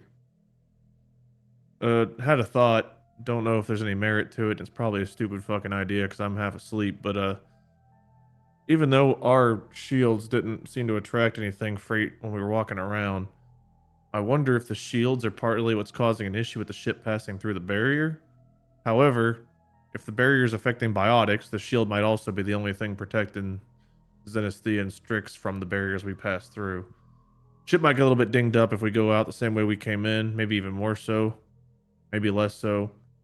But I'm just trying to think my way around passing through this barrier the best way possible. If you all have any thoughts or ideas on that. I think keeping the shields up is a good idea to keep the other two safe, since we know what the If it barrier does did anything, to but yeah. even a rock that had biotics on it. Perhaps we can give them more juice if Strix is to overload them for just a moment as we pass through them. Maybe we won't have as much interference. You want to increase the shields and hope that that doesn't make the barrier more pissed? I mean, ship shielding's a little bit different than our shielding, but it's the same concept. So in theory, you might be right, but I don't know.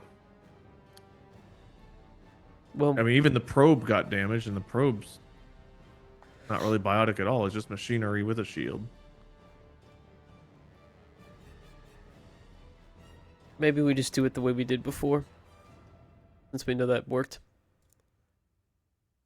Yeah, Strix, you got any thoughts on it? You're Is there any way that I can run simulations, Scott? Is that something the Omni tool can do, or like Not the Omni calculations tool. even, or Not the Omni tool. You do it with the ship's computer. Your Omni tool is kind of struggling, but the issue is you don't have enough data to run the simulations off of. Otherwise, I would say, yeah, it's a great idea. Totally hold on to that idea for the future, Pat. But Yeah. you don't have enough data to do that with right now. Even with the probe passing through twice, you only recently checked out this this barrier and whatnot. is there an engineering check that I can make that would help with my answering of this? Actually, yes, there is an engineering check that you can make. Okay. 19. 19. Are you happy with the 19? I don't know how much luck we have, but I'm fairly happy with it. We have a lot of luck. I'll use one. Why not? 23. Cool. So with your 23, you can actually find out kind of like the idea of what Wade was talking about there. You look so much like Wade. I keep confusing who's who. So, so for what Strix was talking about, nope, fuck. For what Graff was talking about there, god damn it, that disguise is just so beguiling.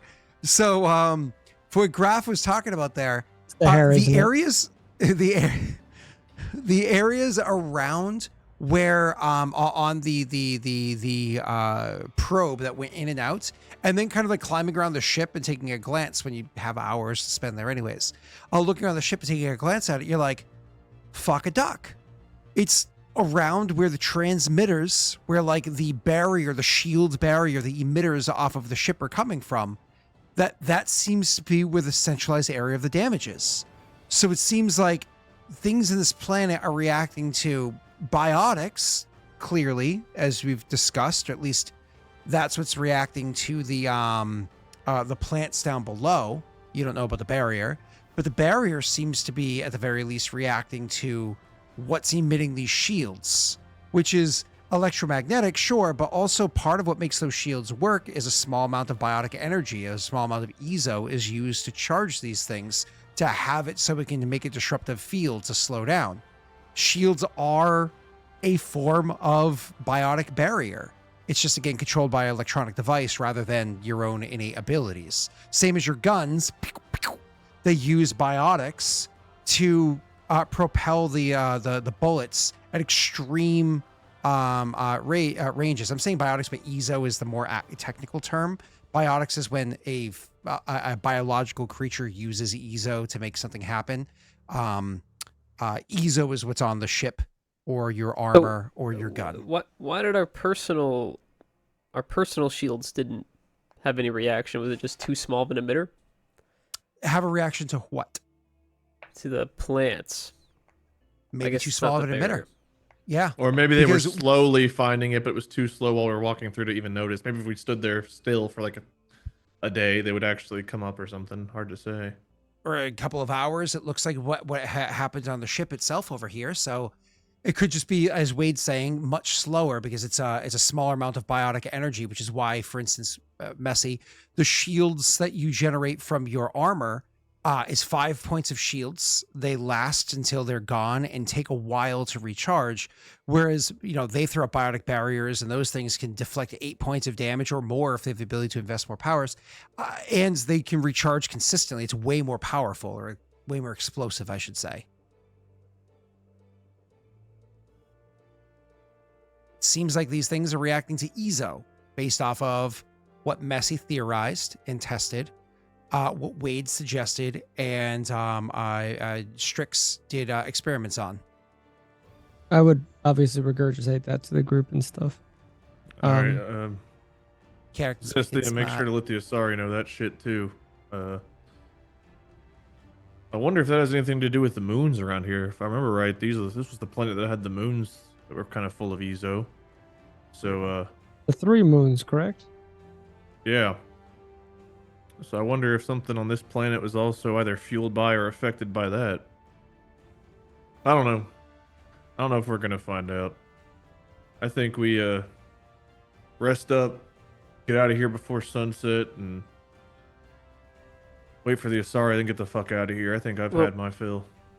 If we know what causes it now, then we could simply turn off our shields and fly back through the barriers and not have to worry about sunset. We could just rest in the atmosphere.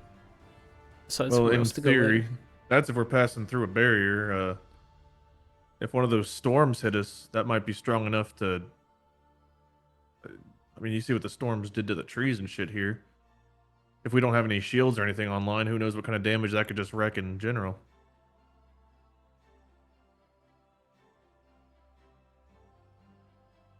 I mean, As much as I don't want to be on this ship another day, fortunately I agree with Graff. I mean, we'll have to be on the ship. Just whether we're on the surface or in the atmosphere. We can stay on the planet. I can just try to go high enough to where we're above where the storms would be, but we're talking about a whole lot of factors that I'd be guessing on.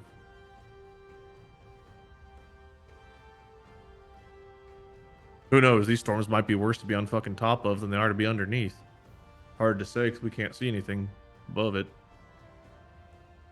You're the pilot. If you think the ship will do better on the surface while you rest, we can do that. I'll just wake you up if I see anything. I wouldn't mind getting a little shut-eye, but if those things start growing onto the landing gear again, we might regret it. Maybe I take us over to that little island or desert area that we saw, get away from all the living shit for a little bit and just rest up there. There's always the space station. You'll hear me like kind of squeak out the corner of the room.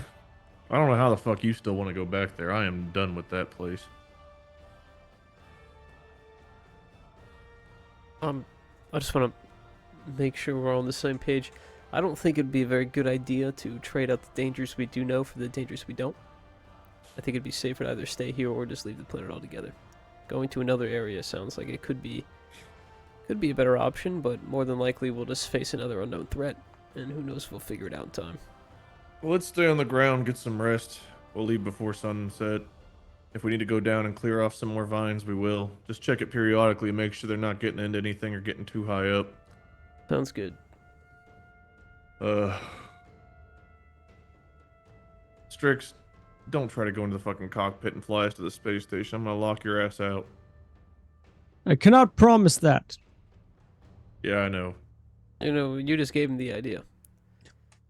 It is a good one. You never know what treasures we may not have missed. That we may have missed. How about you take on the challenge of seeing if you can not?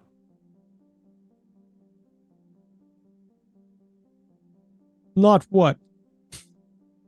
Well, are you strong enough to beat you? You clearly want to go to the space station. Wouldn't you? Well, can you fight yourself and stop yourself from going? Or are you too weak? I see your point. You'll see him like punch himself in the face. Yeah, good thinking. Oh, wake my right, ass up if any weird shit happens. Then he'll go to rest. He's going to take a long rest. They're going to do a little bit of downtime. There was a request for a quick break. So we're going to go ahead and take a quick break, and then we'll be back in just a few minutes to continue where the next part is. So we'll jump back with what happens after he wakes up from his rest and what's going on from there. So I'll try to remember after the stream's over to break it up into two parts, so it's not like a long, awkward pause in the middle of the video or the podcast afterwards. We're going to take a quick break, and I'll be back in just a few minutes. So everybody pee-poo, do what you got to do. Just don't tell me about it. Be right back.